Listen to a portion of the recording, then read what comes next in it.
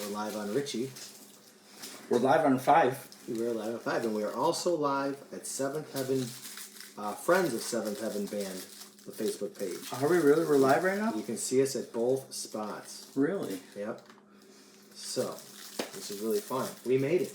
Welcome, everybody, friends, family, fans, to 7 nights with Seventh Heaven and the Rock and Roll Kids. And candy canes. And candy canes. And candy canes. Have a candy cane. Gotta have a candy cane. It's Christmas. I have a Christmas hat for you if you ever want to put one on. Yeah, give me a Christmas hat. You have a red one? I yeah. do. Of course. Of course I have a red one. It wouldn't be I'm gonna fruit my head. It wouldn't be you without a traditional a Christmas hat. Yeah, Christmas hat. Well, truth be told, you need a larger size, my son's size. Yeah, truth be told. told, How are you? Bliss just handed me a couple hats, and so I'm like, these are perfect. So they probably work for my kids. Yeah. My kids had. My head's too look large. for a second. You can just place it on. I see Melissa's there. I'm not looking at the other one, but we'll be able to.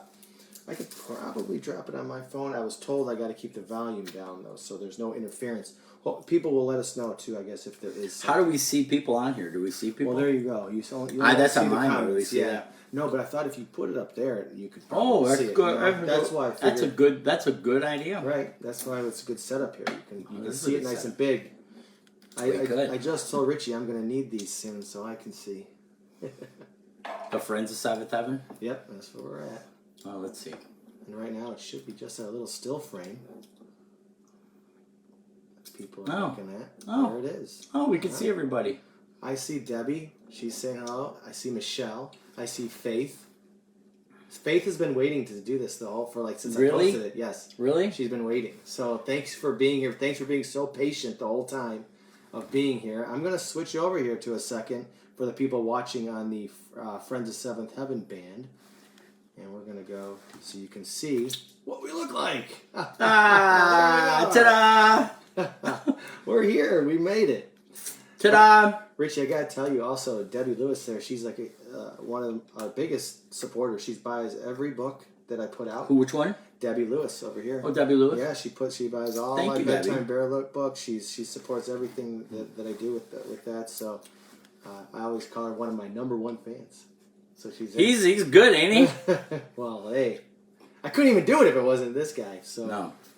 Well, so who else? If people are still popping in, which is great. We're gonna see them here and there.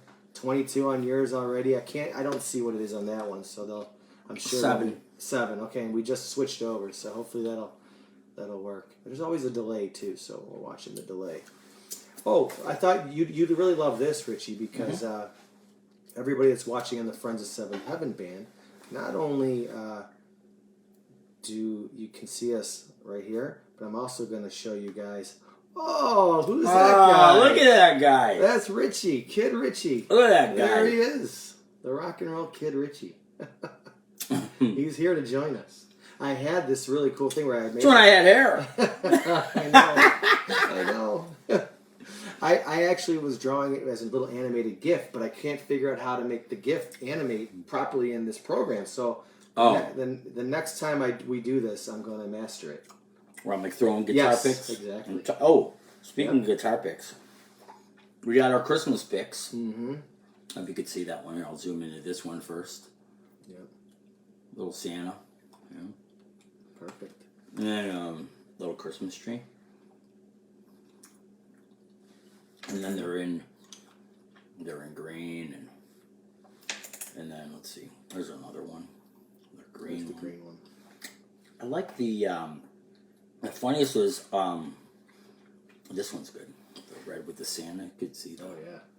The Santa. I can't believe the details sometimes that they get on your picks. It's perfect. Yeah. What's crazy is anybody want a candy cane? I'm going to enjoy one soon, but I still have a drink over there, and it changes the flavor. Hold on. I got my water. I got my... Yeah, so yours won't change flavor. Mine will change flavor. It'll be like candy cane. It'll be candy cane water. Well, mine's candy cane Dr. Pepper. Peppermint pepper.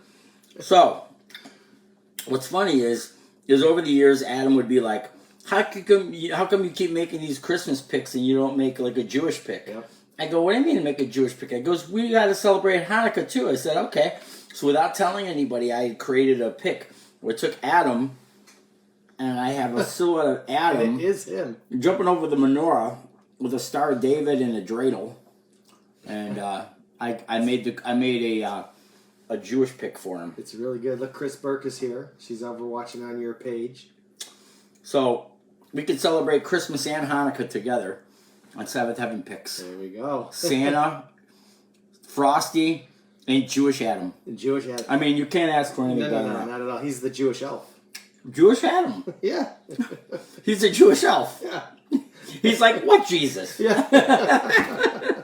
The old one. That's so funny. Candy cane? The candy cane? Yeah. Candy cane? Anyone want candy cane? Let me show people also that are watching here. Also, why we're here is for this guy right here. For episode 1, Land of Confusion. Which, for the people that can't see it there, they can see it right here on yours. Oh, nice. There it is, episode 1. It says on the bottom here, Richie, we are not in Kansas anymore. Or Genesis. Or Genesis. Read all about it. And do you know why? It's because of not in Genesis. The title of this Land book, of Confusion. Land of Confusion. I love it. So I like how in all the rock and roll kid books you always have you pay tribute to the past, famous acts of the yesteryear, whatever. I try to tell people when I talk to them about Seventh Heaven and the Rock and Roll Kids and how it came about, and I always say it's in the title, Seventh Heaven and the Rock and Roll Kids. So all the books are about Seventh Heaven, you guys and the family that you've created, rock and roll, like we just mentioned, right, and helping kids. And those are our 3 things. Those are important. Those are the 3 pillars of Seventh Heaven and the Rock and Roll Kids, and they're in every book. And that's important. Mm-hmm. Super important. Yeah, we were talking about Joey. Oh yeah, let's find him, Mr. Exec. Let's find Joey. Do you have a for picture? The people here. So here's a funny thing that some people will laugh about. So all these Joey. So that Mr. Exec. Mr. Exec. It's like right there, Joey. That Mr. Exec is a takeoff of Joey DeMarco. I love how you even have his ponytail there. He's got his balding head with a hat, and then he's got his ponytail. Yeah, I mean, he loved it. I mean, that's so fitting right there. That's Joey DeMarco right there. Mr. Exec is Joey DeMarco. Isn't that hilarious? Yeah. That's hilarious. Yep. Well, just like every story, every movie, our protagonists need an antagonist. He became our bad guy for temporary bad guy. He's more of a meddler than anything. Right. Richie, he's really you can't play 80 times in the same week in the same town. Yes, Joe, I can. Just book it. No, you can't. No. Listen, Mr. Exec. Listen, Mr. Exec. Yeah, and so that's Let me make those decisions. That's real life. And in the cartoon, he's so fed up with you that he traps you guys so that he can make you do what he wants you to do. He's like, you will not play it. I remember 1996, he got mad at me for playing.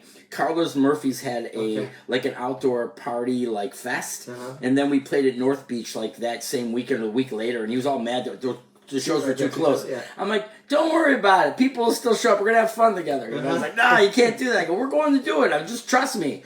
And they both were packed.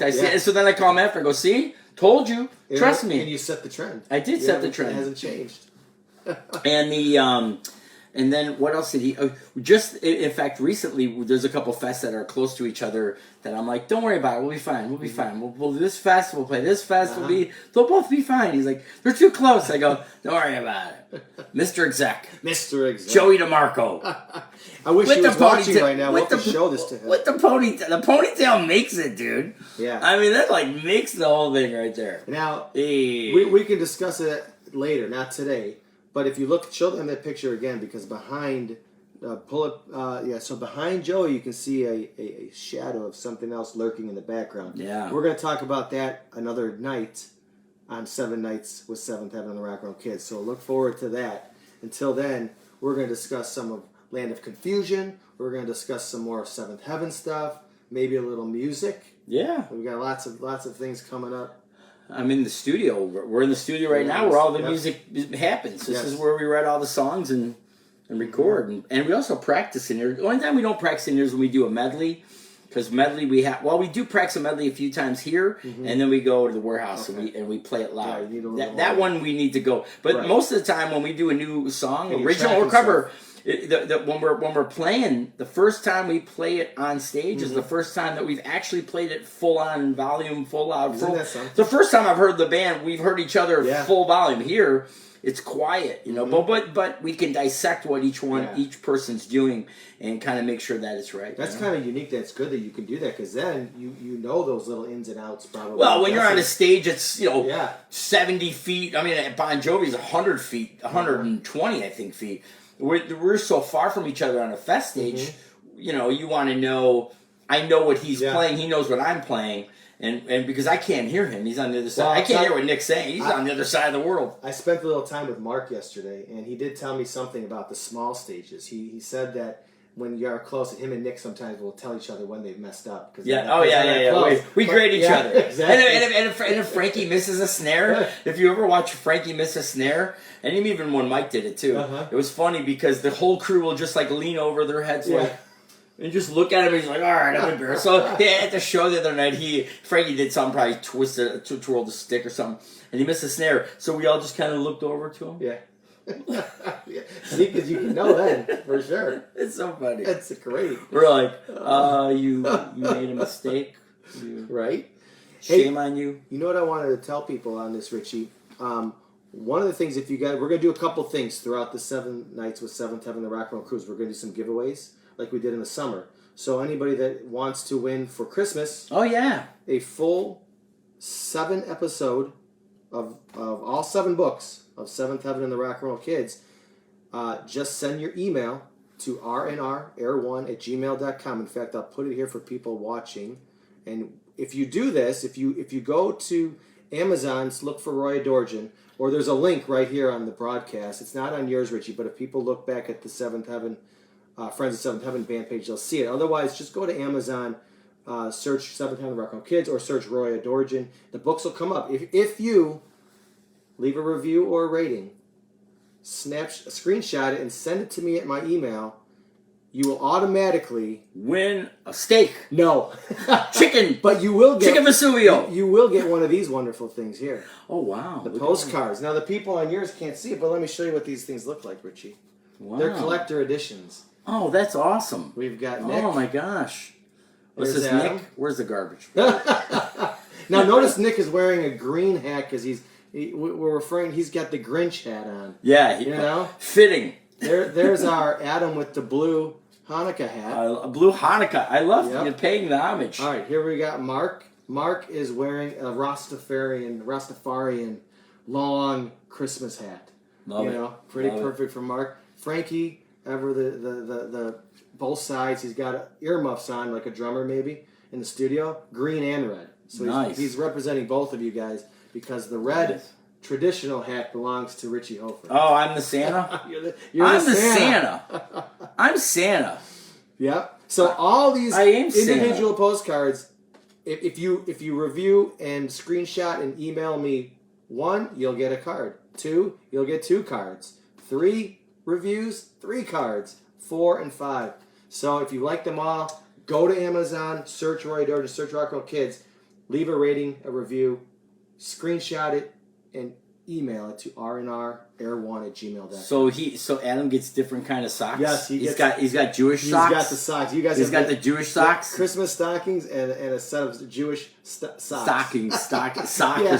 Notice there's a Star of David on there. There's a. Is there really? Yep. There's a dreidel on it. Wow. Mm-hmm.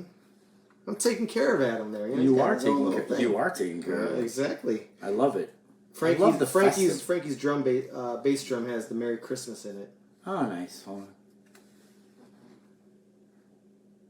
Nice. Right? That is nice. You can also just, if you want to enter in the contest to win the set of books, you don't have to do all the other stuff. You can just leave your email in the thread, either Richie's post here or mine, or you can send it again to my email. Either way, we'll get them. You'll be entered to win the Rock and Roll Kid books. If you like the postcards, leave us a rating and a review at Amazon. Screenshot it. Email to me. Postcard is yours. I got cool stuff to show you. All right, here he comes. So let's see. While he's doing that, I'm going to set us back up over here for people to see us on the logo only. Oh, not the logo. I got cool stuff to show you. Okay.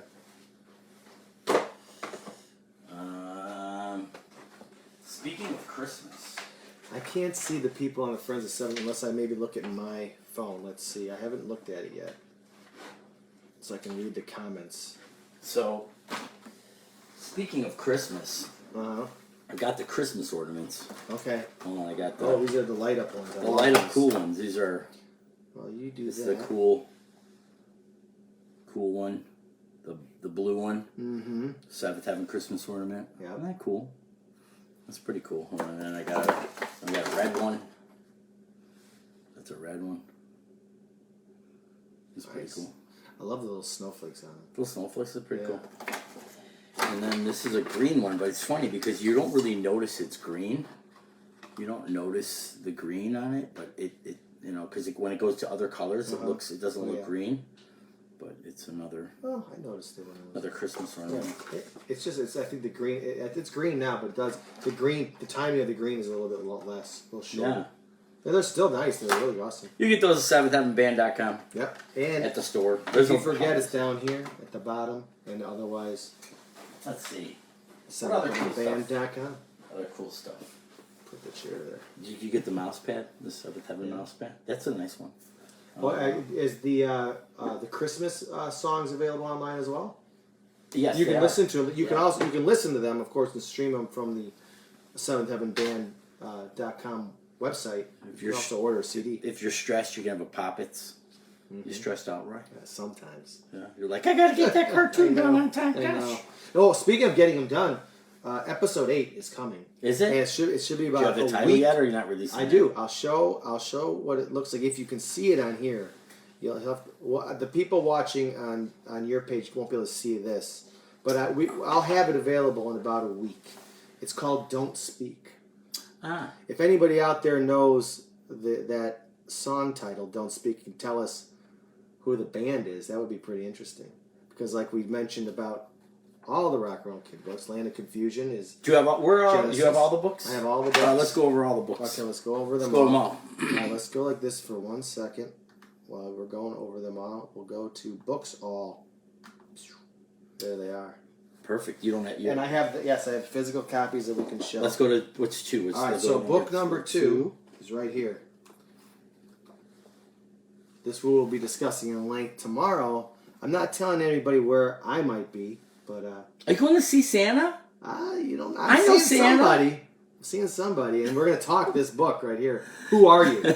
Did you hear in the Merry Christmas in Chicago where Adam in the middle of the bridge, he's like, Santa, I know him. Does he do? He's Just like Elf? from Elf. He's quoting yeah. He's quoting the movie titles. Yeah, from that's It's a great. Wonderful Life. You know. I have to listen to it again.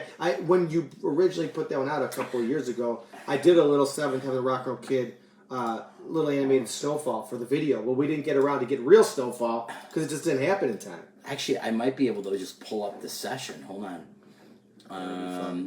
I could probably pull up 2018, and I could actually pull up the session and play. I could solo it out, and then you could tell me what movies these. All right, we'll try. I'm pretty good at phrases are from that. All right. And we'll see if how they do it online. Let's see if they can hear it too. I'll solo it out. Okay. I'm gonna try to go on this too. So here's Merry Christmas in Chicago. Set that to read. Hold on, let me just make sure it's not too loud. Yeah, so our Merry Christmas, this song.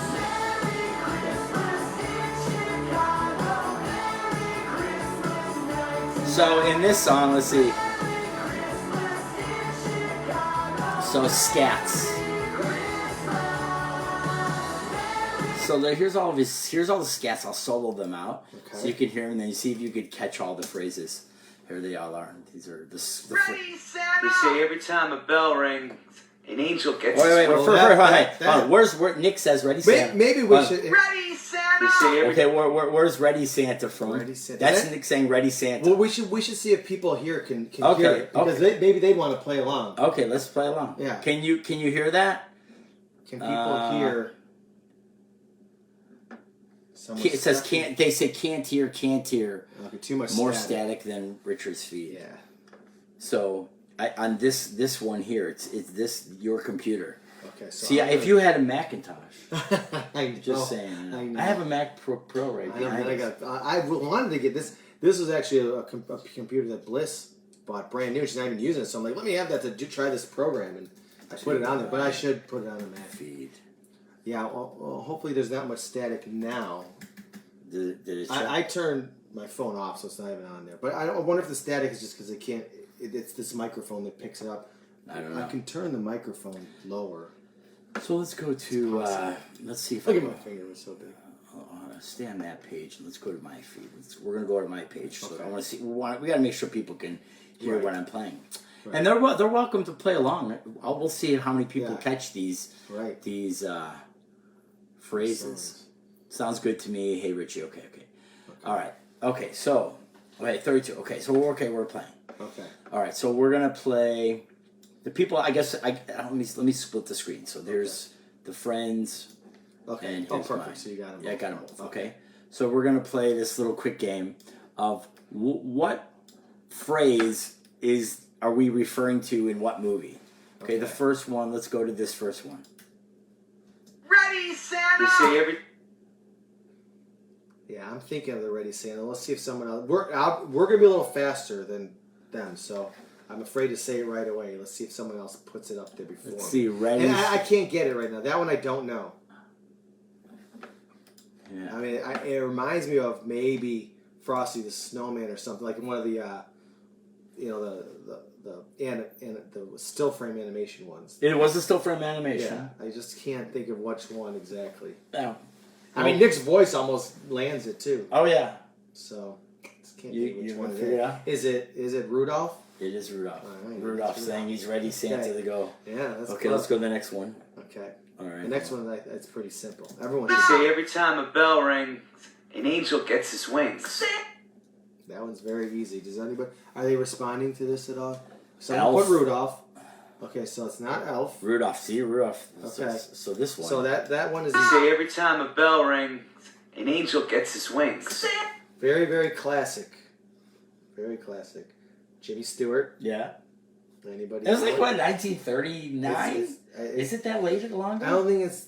I'd be guessing, but I don't think it's. Does anybody know? Well, It's a Wonderful Life. It's a Wonderful Life. Does anybody know what year that was now? There we go. Chris Burke got it, and as well as looks like Julie Marie. Okay, I can read that. So I'm like right up in the camera. Okay, here comes the next one.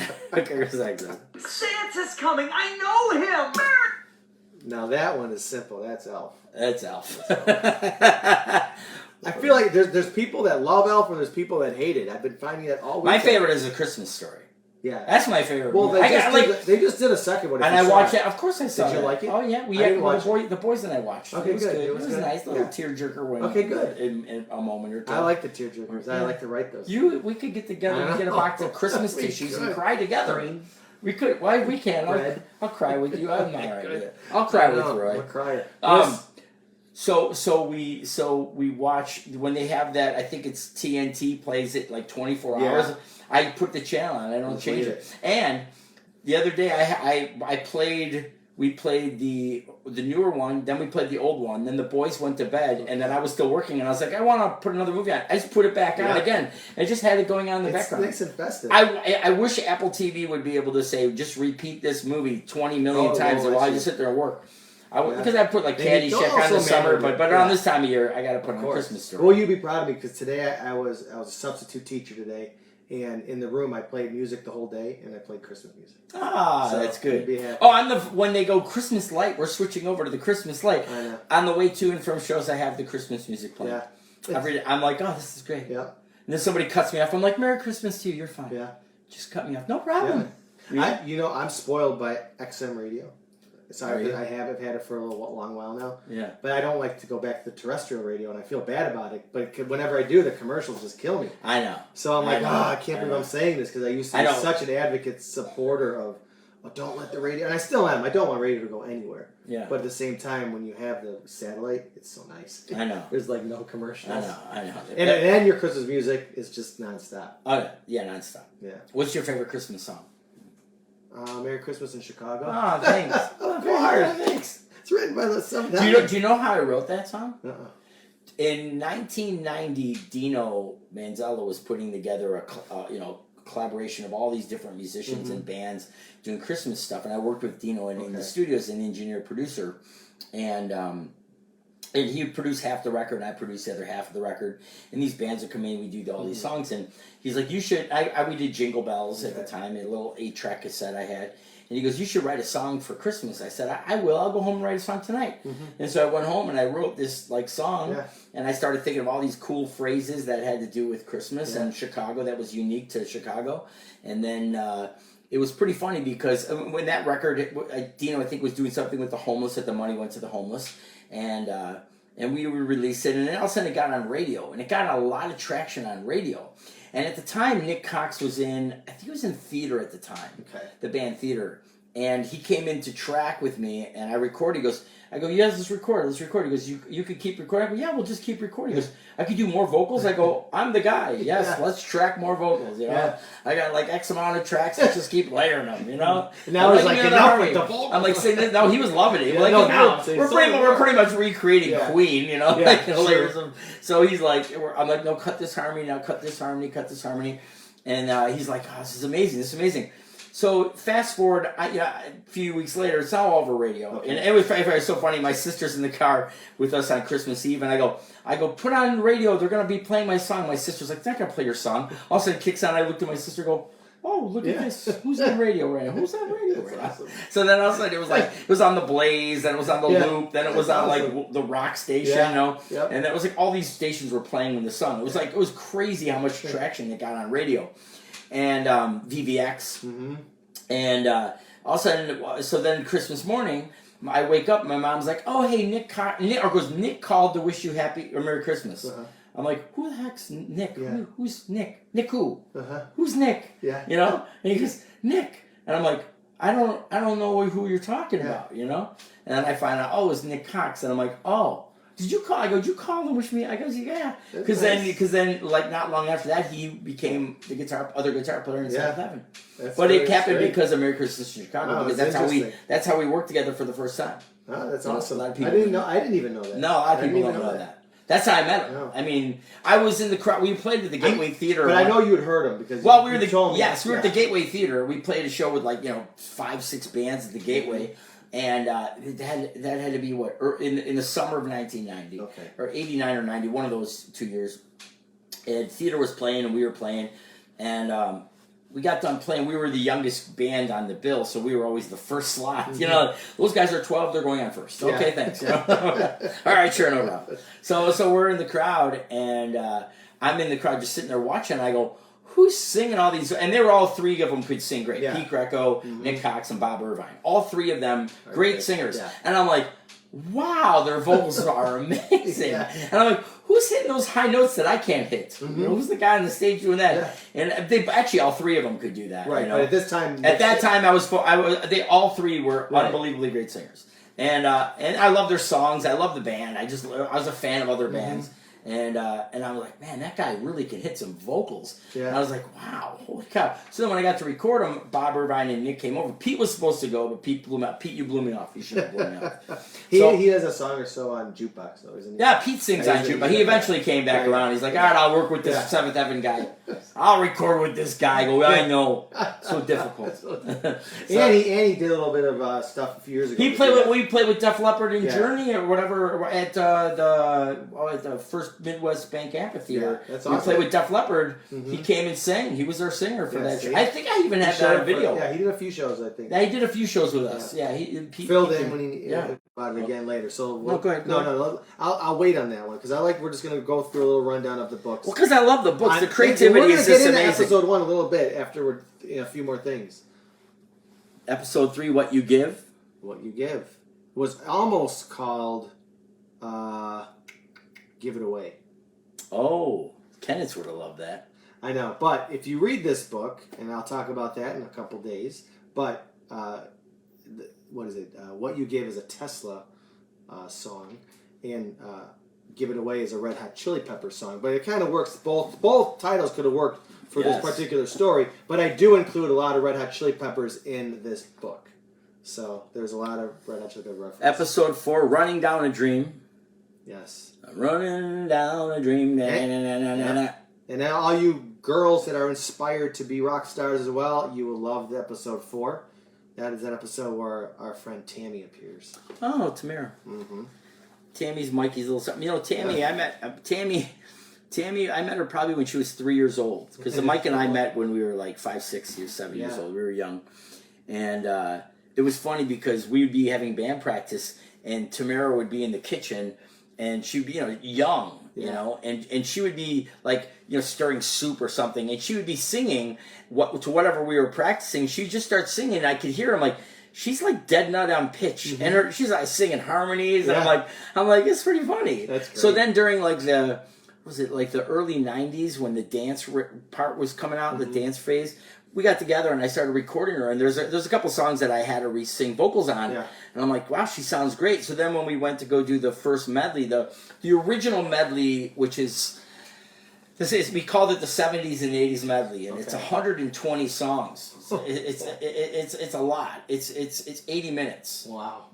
And we sat at a Denny's for like maybe 2 or 3 months. Every night we go to Denny's, mm-hmm. and Tamara and I and whoever else was in the area were like, hey, we just named a band, like, Journey, what's their best song? And everybody would give their input. Def Leppard, what's their best song? Mm-hmm. And everybody give all their input. So I would sit there and aggregate all of these things, and then I would get all the titles of songs from other people, and then I would then go, I got to figure out how to play all the keyboards. I'm a guitar player, so how do I play the keyboards, and how do I arrange, and how do I hear the horns and the strings and the piano, and I would go to the libraries all around Chicagoland to see if anybody had a music book that had any of these songs in there, like Chicago, to listen to the horn section mm-hmm. of Chicago. To go, no, the trombone's doing this, the trumpet's doing this, and I would put it all together, and then so I had Tamara sing on that first medley. So that first medley, Dino's on there singing, Tamara, and Tony I, and Nick Cox. But a lot of people don't know that Dino and Tamara on that first original medley singing all those harmonies and backups with us. And then that when we first did it, in fact, if you go to seventhheavenband.com and you go, if we go to seventhheavenband.com, most people don't even know this is even there. And you go to you click music. And it has a little jukebox there. Yes. You see how it has all the records go to the very, very bottom. Oh, there! It says 7 and 80s original medley, and that original medley right there, you can see it's an hour and 20 minutes. Wow! And it goes through. And it's actually, I thought it's an hour 20. It just fits on an 80-minute CD. I had to edit it. Yeah. And so here's what's interesting. And most people don't know. So I burned those CDs for all my friends that were in colleges, and they would go back to the colleges and play them at their frat parties. Mm-hmm. And so they didn't have to worry about changing the CD for a while. They just put this thing on. So then, while we're in Chicago playing all original music, not playing any covers, mm-hmm. this little cover thing we did, which was really to rebuild Tony's voice from when he lost his voice, and to for me to learn how to be a better producer and how to play keyboards and how to arrange with. Yeah, use it as an exercise. It was an exercise. It was just an exercise for fun for us to do, and it became like so hot in the college team that, hey man, my frat wants to know if you guys will come and play that medley at our frat. I'm like, yeah, we're on our way. What's the date? Yeah. Sure. So then we're like, why don't we take and edit it down to 20, 30 minutes and put it into a set. Yeah. And so that's what we did. We went and put it in 30 songs, and so we put it into a set, and then people would be. We always put it at the very end of the show,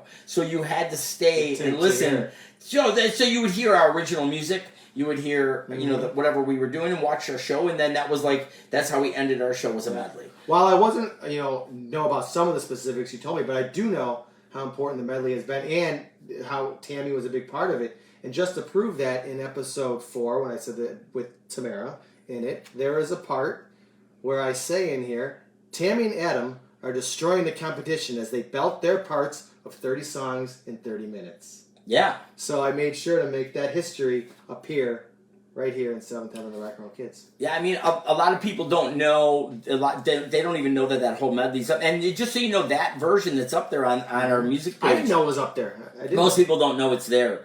And what's interesting is that you can hear the whole thing in the way it was done. Mm-hmm. And it was done on an old Tascam 688 8-track cassette. Okay. So it was done with one keyboard and an Sonic ASR-10. And it was kind of tricky because I put the drum machine, I programmed all the drums.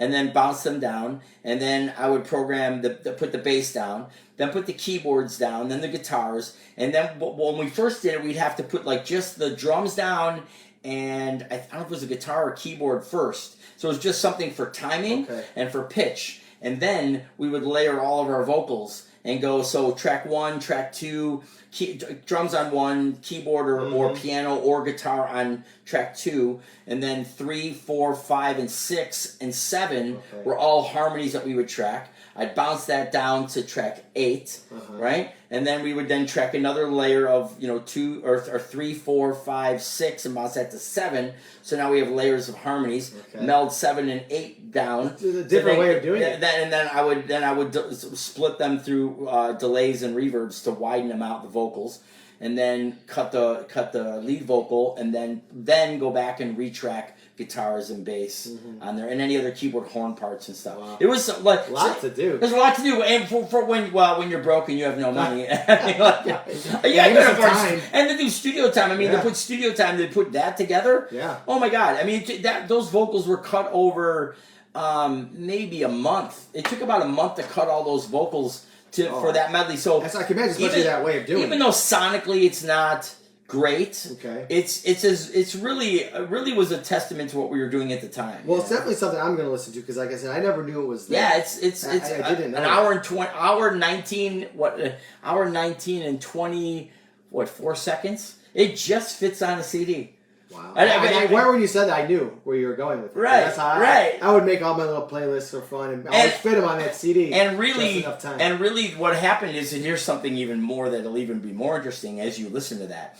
You know how I always build the medleys that go from a slower tempo and they build up in thing? This does it 3 times. And why it does it 3 times is because a cassette could only handle so much material.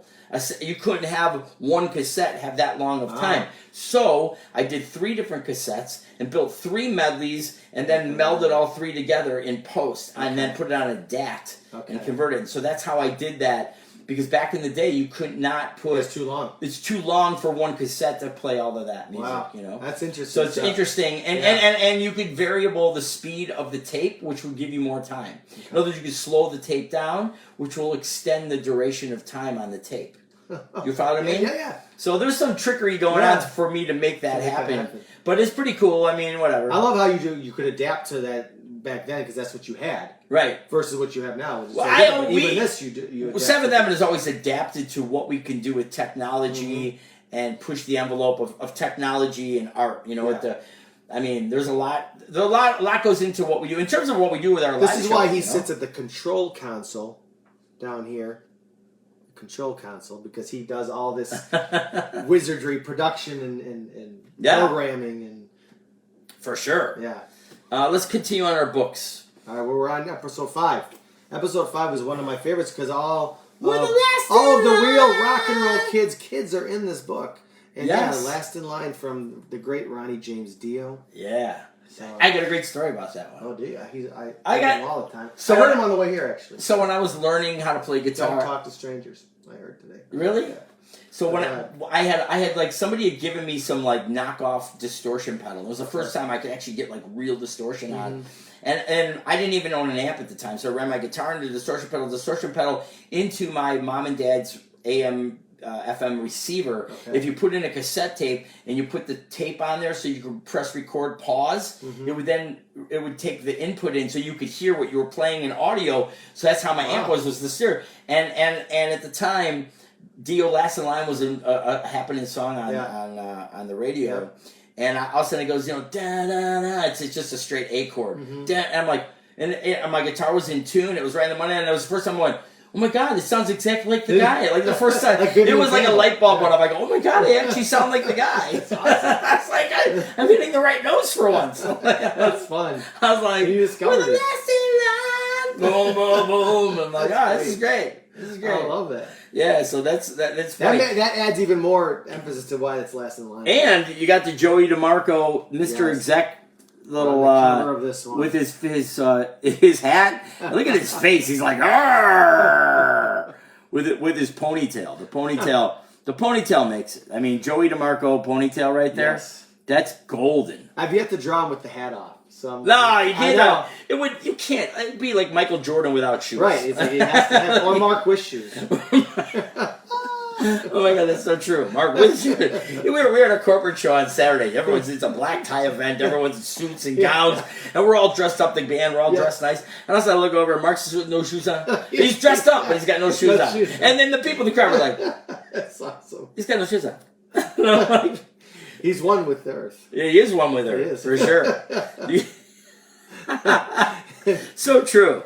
So yeah, there's a great cool Mark thing that happens in the previous episode, in episode 4. Yeah, I'm telling you guys, if you haven't read these books and you enjoy Seventh Heaven, you will really enjoy these stories. You got to check them out. Go to Amazon. They're all. Oh yeah. So episode 6. Episode 6. This is the episode. Introduces Queens, right? It introduces Dino to our story. Yeah, he's in here. Yes, he's on the bottom left there. Last right here. There it is. Look at Dino. And it's also the first time that Frankie ever gets seen. People don't know he's in. If you're up to this point in the story, you don't know who Frankie is. But I did draw a version of him he's in the middle there. He's actually the guy next to what would be Ryan right there. Ryan, that's Ryan. You got to give Ryan a goatee. I know. Well, remember he's a teenager. Oh yeah, that's right. Well, he could have gone through puberty. Yeah. He is Sicilian. I mean, it's a bowl of pasta and a beer going on. Ready to rock. But this is an important cover because I in the cover you see all these characters. And my sons. Your sons are in there. Jet's on there. Yeah, my sons. Joey and Jimmy are on there. Nick's daughter, Nick's son. They're all in there, and it's a cool cover because I've included everybody that's up to current, plus some people foreshadowed to come. I like Eli with the Australian hat. Yeah, Eli right there with the Australian hat. That's hilarious. Eli, he's an Englishman now. I miss Eli. I know, we miss him all the time. I mean, he's not there to change my picks anymore. I know. Or dance on stage. Who else is on this funny cover? All right, so we've got Holly Ann. Oh, there's Holly Ann, yeah. We've got, there's Zach. There's Gary. You got Gary. That's Gary. Gary. And this is Jet Buckburger. That's Buckburger. Yeah. This is Mark Foss. You got to make him look like. Well, he's got to look like Colonel Sanders. I know, but he's young, so it's like it was a little tricky sometimes because he wouldn't have the gray hair. Yeah. He wouldn't have the beard. And but But I say that, but in this episode, I do give you a flash of them as they're older. Let's see, where is it? I believe it's in this one, or it might actually. I believe it's in number 7. But there's Mr. Exec, and in the background, he's telling you that he's already trapped almost all of your people. And on the screen behind him, you see faces of everybody. And there's actually, you can find me in there a little, I think you see a part of me. No. So I'm never really there. Why? Because I like to kind of just. I am on this one too, but see, I cut myself off. Where's Lenny? You have Lenny. Oh, Lenny's the drone. Drone, I know, but you have the drone in here. To you somewhere. Where is he? Where is he on this thing? Or is he by Mike? Maybe I didn't put him on the cover of this because maybe he's the guy that took the picture. I love that you got Dino with the little what's his shash? Yeah. What is that? Yeah, he's got like a satchel. Yes, what is that? What's it called? Yeah, satchel. Yeah, like I don't use that like word. A bag. You know. I know, but a merce. Yeah, merce. Yeah. Man purse. Yeah, merce. You just see. I found a really cool one though to hold my books in, and I'm going to bring it when I see Dino soon, so you can see. It looks very similar to that. He's got everything in there. He's got like the codes. He's got the codes to Dragon's Lair. How to solve Pac-Man. Yep. Hold on a second. I got Donkey Kong's phone number. I can call him up right now. Donkey Kong. Wreck-It Ralph. Wreck-It Ralph. If you've ever been to Dino's house, he's got every video game known to man. His whole arcade. I know. So so that's that one. Episode 6. Episode 6. Let's go to episode 7. Episode 7. And fun stories about this. Caught in the game.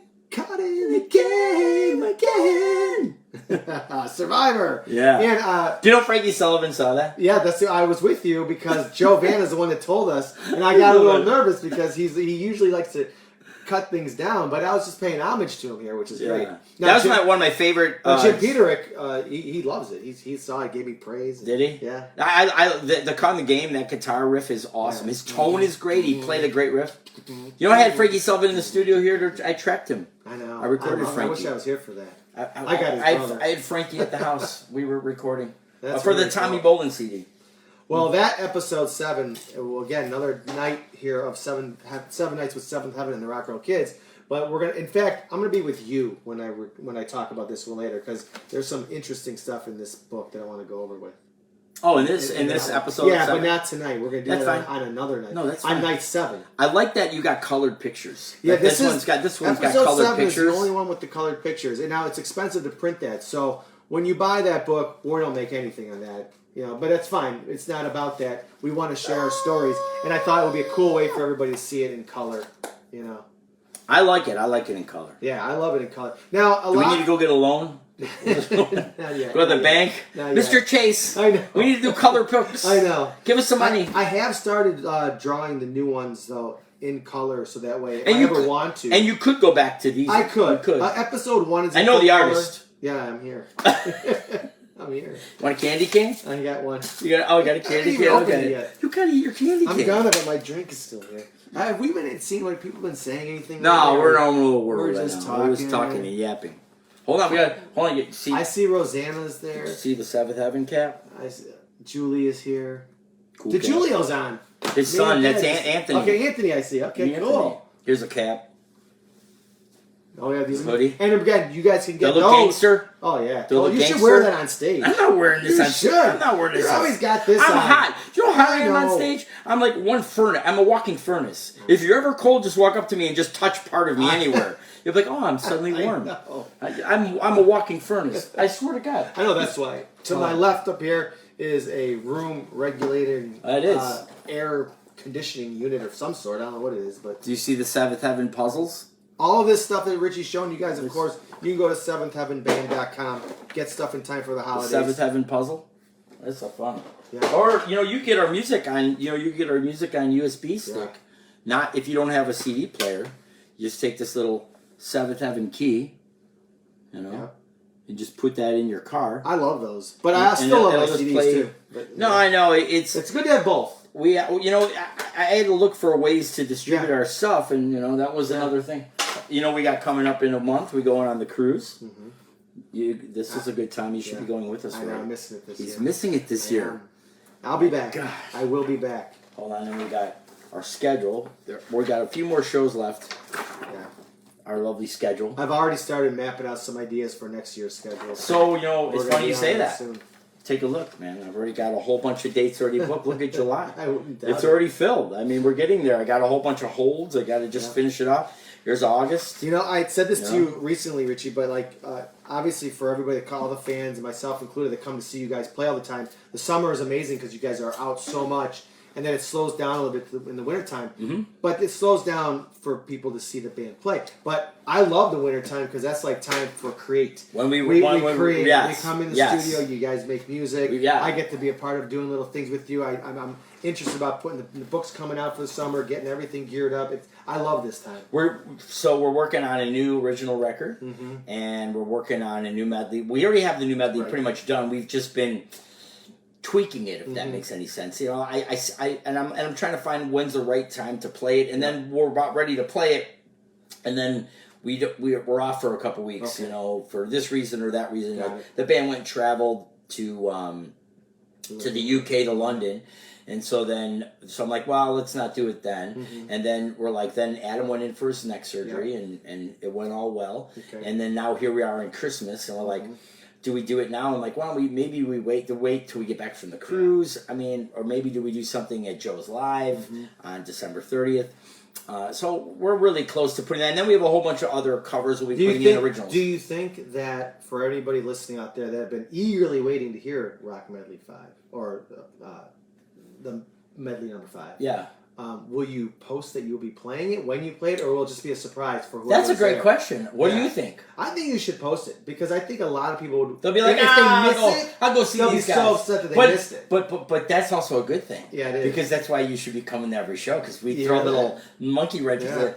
That's going to be my goal of 2023 is to constantly throw things into our set that you would never expect. Right. And every show is different, so that you're like. That was very different than the one I just saw. In 1 week, you never really saw the same show twice. And There are some bands. Obviously, you guys play so much; it'll be hard to do it like that. But there are some bands, like if you know the new Metallica shows that are coming out next year. They're doing 2 nights in every city, and each show is different. So it's kind of unique. It's kind of good that they're doing it. Yes. They have a huge catalog, of course, and they can do it. And then, again, they're not playing 200 shows like that. But we also have a large enough catalog that we actually could suffice that. You know, when you talk, we're over around 1,000 original songs. Mm-hmm. If we went back to our old catalog and pulled a few of the oldest songs in and played them when you didn't expect it, and I think like Frankie is now up to knowing all of our master list. So now he, it's so funny because he's so excited. Like, I want to learn all this new stuff. I'm like, oh, you have no idea what's coming, brother. He's gonna hate me by next summer. There's a lot of stuff to remember. Yeah. Remember that year when it was all chilled when we were all sick? Not me and Nick and Adam all getting surgeries. We said that, and even Mark. I go. We were at the show the other day at the Interium Pac-Man place, and we were talking about. Adam was talking about how we've all gone through surgeries, and I said, except for Frankie, because Frankie's young. I said, oh, just wait. Yeah, it's coming. You're just young. You know, it'll creep up on you. Your age will start. It's like I said earlier in this broadcast. I need these pretty soon. I can tell. Yeah. When I put your my readers. On. Yeah, I see the words better. I know. I'm starting to be like, whoa. Lenny did that to me. Lenny's like, he goes, when you turn 40, you're going to start needing it's like 40 or 50. He's like, you're going to start needing your readers. I'm like, no. I know. And now every time I put them on, I'm like, I think of Lenny. It's in like he's on my shoulder. Yeah. I told you so. You're going to need those glasses. That's why Lenny is the drone in the Rock Roll, 7th Heaven, the Rock Roll Kids, because he's always with Richie, and he's always got to be telling them, managing, telling him what to do, suggestions here. He's pivotal. Julie Marie asking, are we doing an acoustic set at the Arboretum? We are doing an acoustic set at the Arboretum, and there's a limit of, I think, 200 tickets. So it's going to be limited. So if you want to go to that, you're going to have to get those tickets in advance because the tent can only fit so many people. Yeah. That's why we're not doing a full band, because if we did a full band, I mean, we had thousands of people there over the summer. Oh, yeah. Did you see the drone? Yeah, it was awesome. It's pretty awesome. I love it, yeah. So we're doing Unplugged. And it's funny because I haven't played the Unplugged. I mean, I kind of know most of what Adam and Nick play. I told Adam and Nick to put a set together so Frankie and Mark and I can learn what they're doing, Yeah, I was so tempted when I wanted to add some of my little... What do you want to add? Okay, so what would you add? Oh, so I don't even know if some of these would be possible, but I'll find on my phone because I put a little list together. I did send a couple to Nick because I did some work at his house and I was talking about this. But one would be fun would be Black Betty. Oh, Black Betty. Yeah, and on the acoustic, and it's and him on the guitar. I believe there's even a drum solo in that song. Is there really? I think so. Which is cool because if Frankie's going to be full band playing with you guys acoustically, to put some drum stuff in would be awesome. Another great acoustic one is Bruce Springsteen, I'm on Fire. Oh, that could be fun. And he could play that little snare. What's your, out of all the Seventh Heaven songs that you know, are there any ones that we do not play that you think we should play in the set? In the acoustic set or the regular set? Regular set. Oh no, that's a. I'd like to see if people answer. For me, that's a tough because I put a lot. I know. I was wondering if there's one that like I wish you played. Yeah, I always loved. She Could Use a Little Sunshine, and also from that same album, She's on Fire. Is that it? Oh yeah. That song. I think they're just great.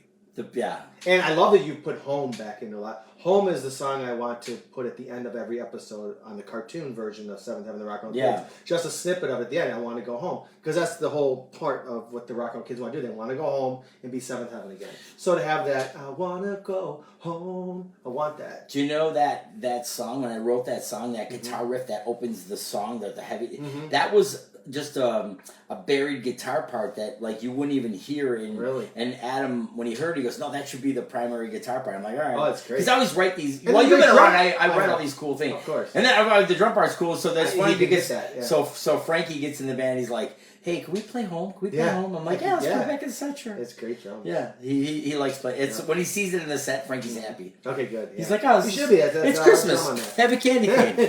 Have 2 candy canes. Have 5 candy canes. Oh, I want to, again, for some people that are still here, thanks for hanging with us. For those that are just joining in, I mentioned earlier, I'm going to put it up over here again. If you're so kind as to go to Amazon and leave a rating and a review of 1 or 2 or 3 or 4 or 5 of the Rock and Roll Kid books, we will be sending you guys, for every review, a Seventh Heaven and the Rock and Roll Kids holiday postcard, which are really cool. There's a collection of 5 of them, so each band member is represented on these cards. I'll show you guys something cool. And, right? Move just a little bit. If you see up there, there's a guitar that's like pink and purple.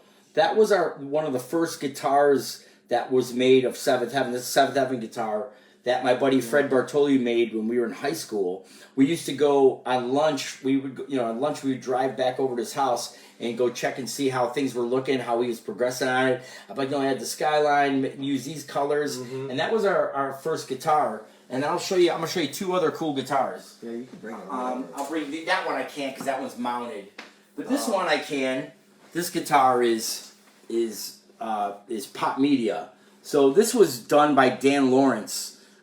It's the cover of our Pop Media record, and the guy did a great job. He's who did a lot of famous the Warren DeMartini of Rad, George Lynch, Motley Crue, all those guitars. He was the guy who made them. So I sent them this guitar before the age of raps. This is actually really an airbrush that Dan Lawrence did. Yeah. So that's pretty cool. I'll show you another cool one. Yeah. Then so that one is kind of expensive, but then I was like, how can I get a guitar like for kids? And so I've been talking with a couple people about manufacturing. I've been talking with people about manufacturing a Seventh Heaven guitar that is not only is it a unique guitar, but if you look at the frets, they have Seventh Heaven inside the frets and 7 H's inside for all the dots, and it says Seventh Heaven at the headstock, and it's a Seventh Heaven guitar. I'm trying to manufacture this guitar for kids, so kids can get into the Seventh Heaven, the Rock and Roll Kids. Yeah. They can get into playing guitar and have a guitar, and it's not that much money. They can come to the merch table and get a guitar. We can sign it, and then they got a starter guitar it's made to my specs, and I can do it at an affordable price. So I'm working on this, try to see if I can get this done by next summer. And I love that because that's like an idea with, like you said, for kids, just like the Seventh Heaven and the Rock and Roll Kid prop of power that Richie wears in the cartoon, where he shoots hicks of positivity out of these. We had these for sale for a couple summers. We sold out of them. I've ordered a few more for next year, and we'll see what we do with them.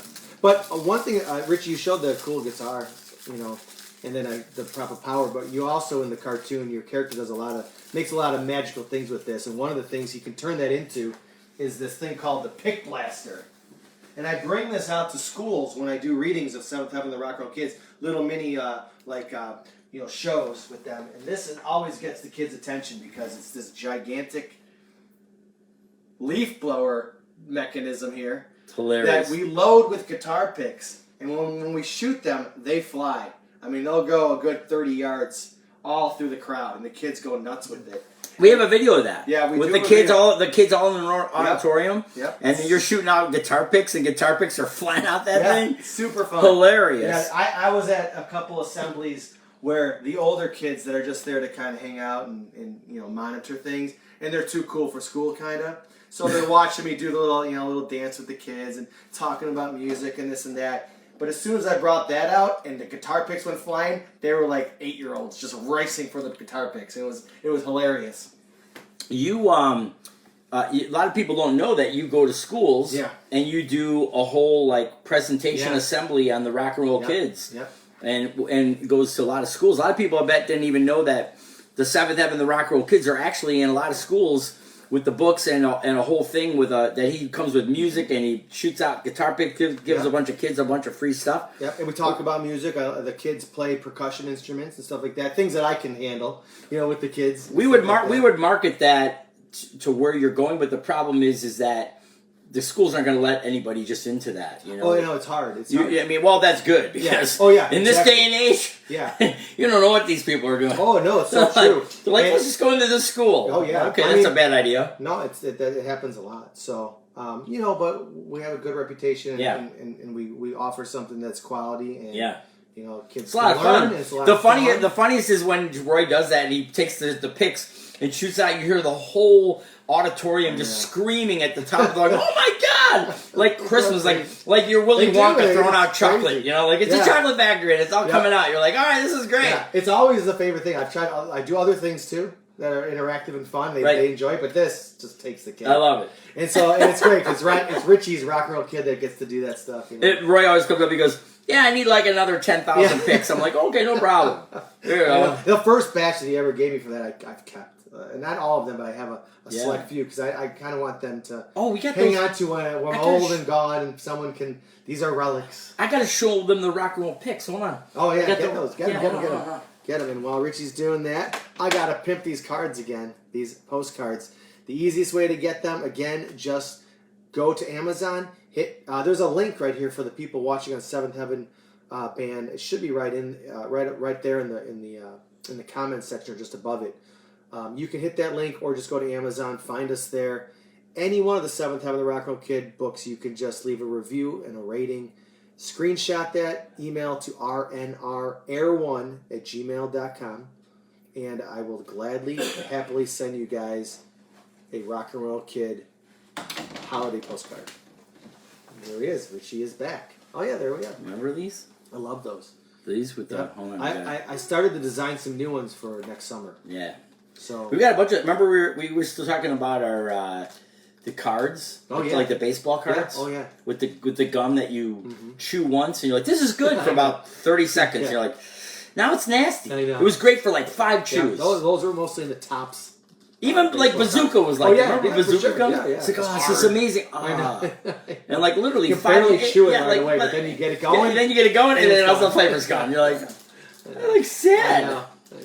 Like that's why my brother Dan had a whole bunch of packs of cards we never opened when we were kids, and when he came across them, this is about a year earlier in the summer actually. So it's still good. And Jet loves baseball cards, and he collects them, and so I brought him a pack so he could decide: do you want to open it, Jet, or do you want to keep it closed forever? Of course, he opened it. Because it's hard when you're a kid to not open it. And chew the gum, break 5 teeth. He told me he ate the gum. Oh, gosh. I'm going to ask him about it. It's like a Twinkie. It lasts 100 years. Yep, it sure does. So, Twinkie, Bazooka gum, and Seventh Heaven. Yeah, here's the picks.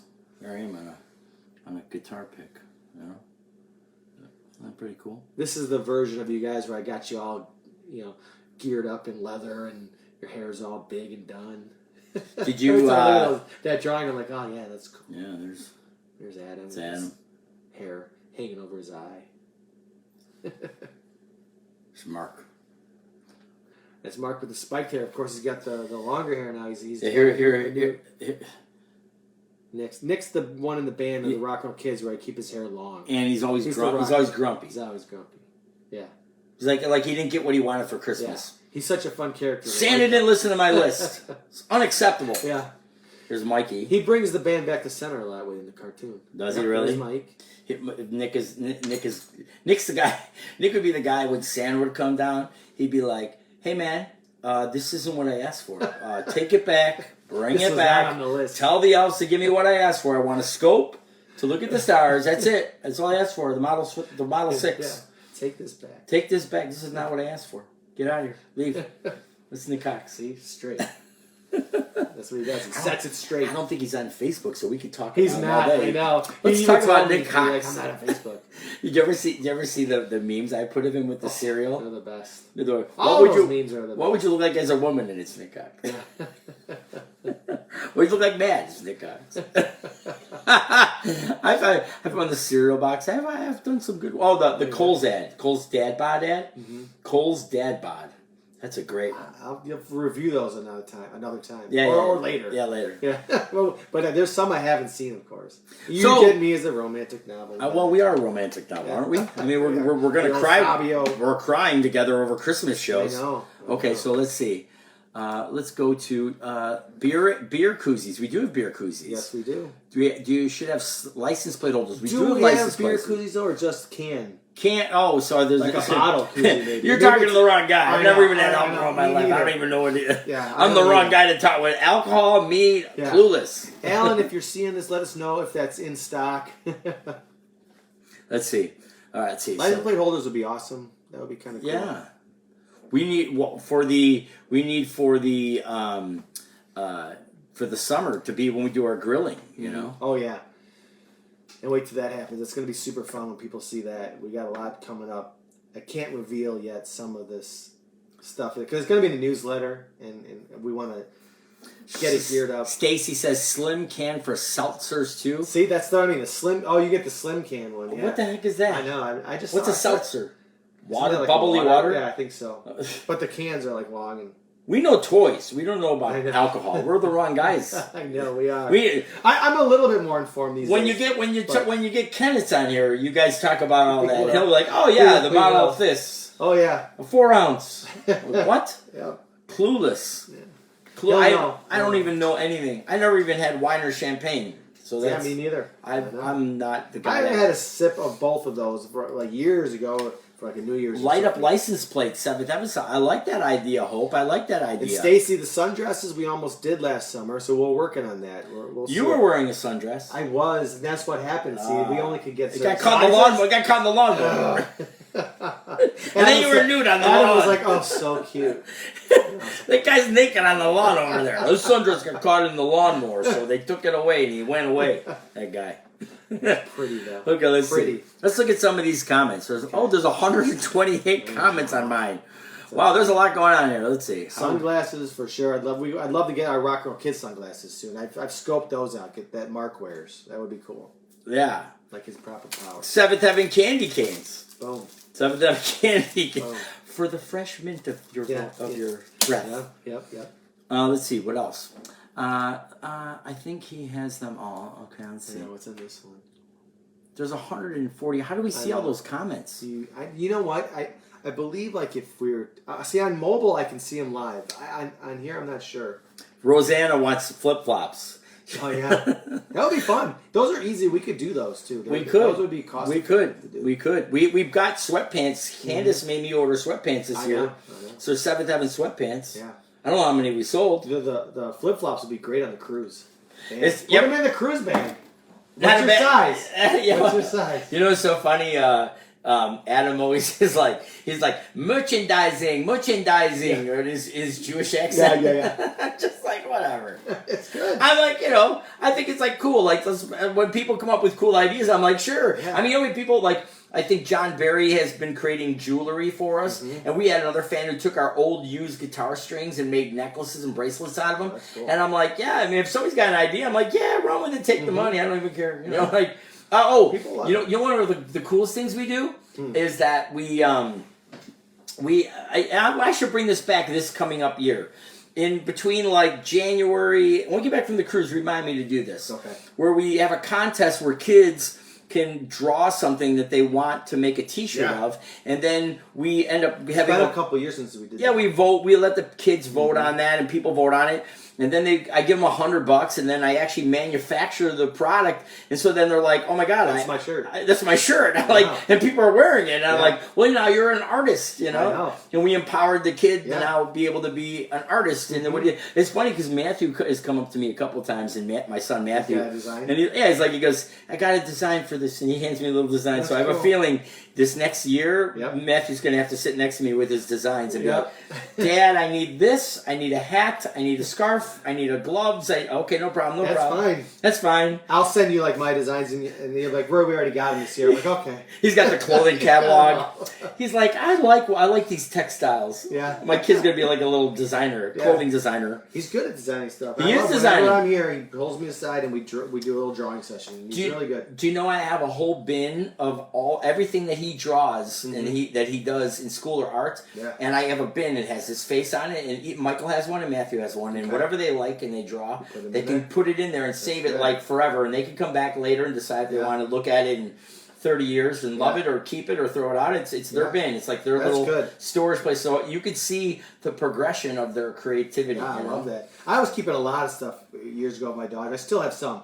But then some things I'm like, I'll just take a picture of it, hang on to it. So I have a lot of pictures of some things, and then we would get rid of it because I was a little excessive. But I am too. I know. So I am too. But you got some good space. You got the bin. You're organized with it. Yeah, it's just something fun. It's always like anything he draws, and the problem is he's drawing. He had a stack. We had a Christmas party the other day, and he had a stack of papers this big that I'm like, Matthew, we're just gonna leave a stack this big of like there's gotta be like 4,000 pages. That's what he needs for Christmas, more paper. Yeah, art supplies. Yeah. So I bought him those nice markers, and he started drawing these really nice markers. So anybody got questions? Yeah. Besides what questions? I know. I wish we could see them live like we did, but that's why I tried to look on my phone. Missy Klein. Missy makes our logo on everything. I won't even think about it. She'll pull up in a 7th Heaven car. Cool cups last summer. She did. They lit up. Yeah, they were awesome. The cups lit up. They were very cool. I like those. Oh, Mary has the wireless wire jewelry. It's the guitar string jewelry. Let's see. How do you see all these comments? There's a lot of comments. I don't know how you see it. On your phone. Oh, I can see them as they're coming. See them as they come in. Yeah, but you can't like scroll until the video's over. Right. And we're just yapping. Exactly. I know. Some people though, when they do this live stuff, like they're on it. I'm like, how do you? Rel Donner's always on his thing when he's doing his live stuff. Oh, if you ever watch him, he sings on his Tuesdays and Thursdays usually. Yeah. And he sings a song and he looks at the comments. He answers everybody. He's got it down. He's got it down. See, we're in our own little world. I know. Eating candy canes. That's the problem. I know. We're on a sugar high. And pimping postcards. Yeah. And drinking my ice water. Yeah. Yeah. That's good. Mm. When we set this thing up, Richie had his table. I had to move his table. He's out on the other side now. He's a little bit backwards. Yeah, I move my keyboard over. Yeah, you move so I can have my water. Yeah. My water's usually over there, but it's over here now. I can't believe the boys haven't come in. No, they're saving the world in some video game. Yeah, they are. my sons are like, they want to come in. No, we'll just chill outside the door. In episode 7, they're watching Christmas stories. There's a lot about video games in episode 7 with Mike and Mark. They're into watching Christmas, and tomorrow, Boss Baby Christmas special comes out. And Matthew's a little boss baby. Yeah. A little boss baby. Every time he comes home, I'm like, boss baby. It's so funny. When he comes home, he used to just come home and just sit at the little table. Now he sets himself up in the living room. The dining room. He's got the dining room with his dining room chair, and he sets all this stuff up like he's ready. Okay, I'm ready to work in my office. Yeah. And I'm like, is this your office? I mean, never mind that he's got multiple places to go in this house. And he's got his own gaming desk. Yeah. He's got his own desk. He's got drawing on arts and craft table. Yeah. And that's not even his No. It's business time. Yep. It's business time. It's good. And then the other day I came home from a show. It's late, and he goes, "Hey, Dad, can we?" He has his guitar in his hand. He's like, "Dad, can we learn guitar right now?" I go, "Right now? You want a guitar lesson right now?" "Yeah, before I go to bed, I need just a guitar lesson." "Okay, let's do a guitar lesson right now.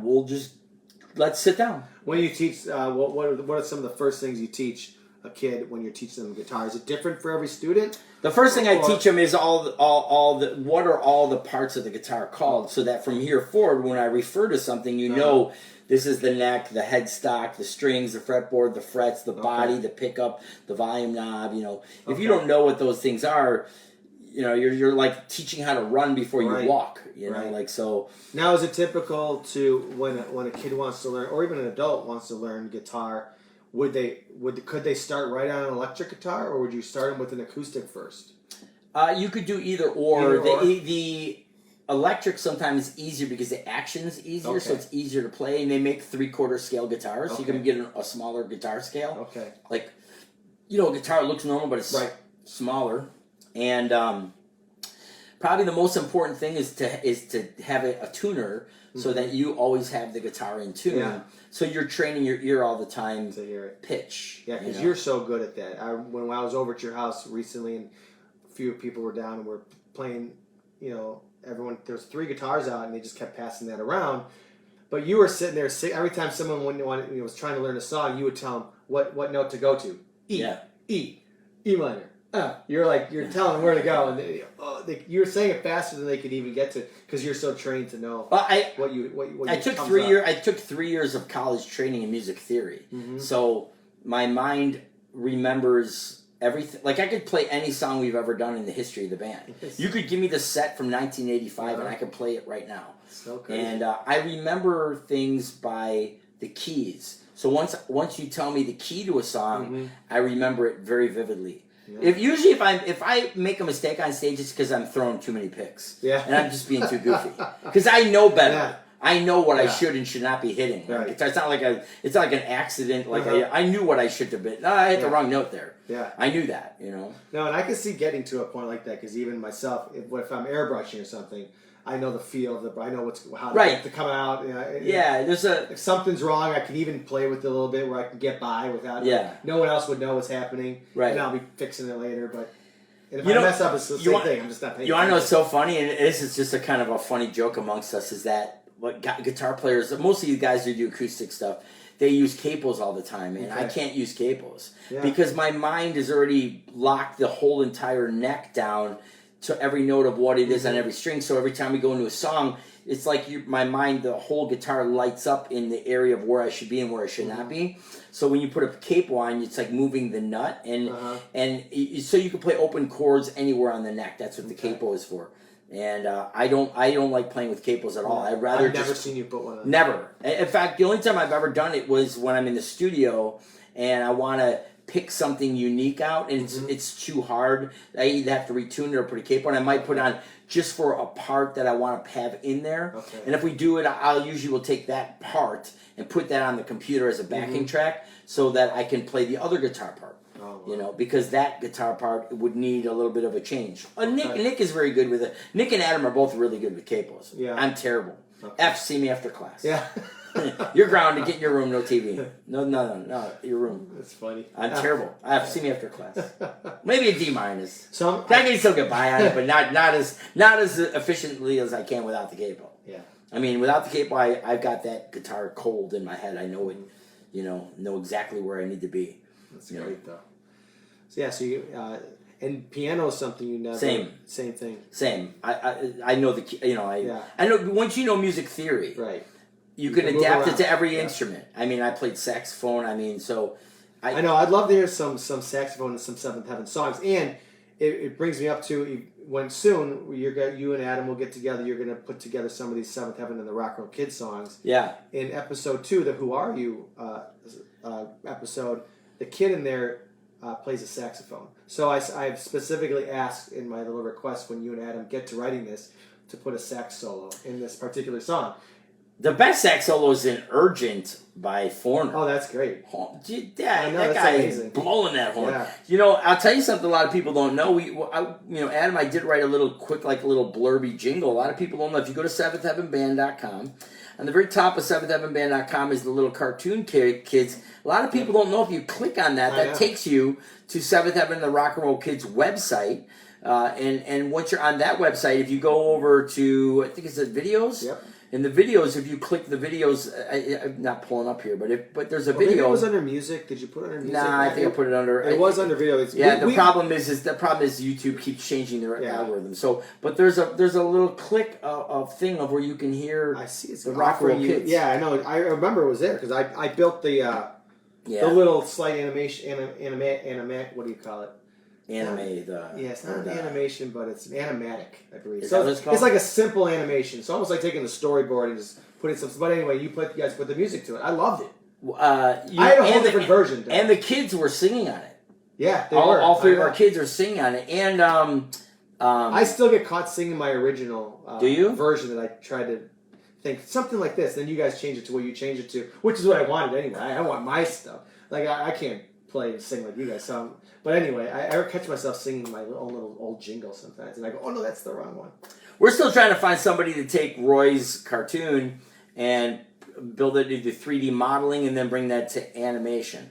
Yeah. So that's still something that we're trying to get done. Mm-hmm. It's still on our to-do list. It's on our to-do list. In the meantime, we're doing the books.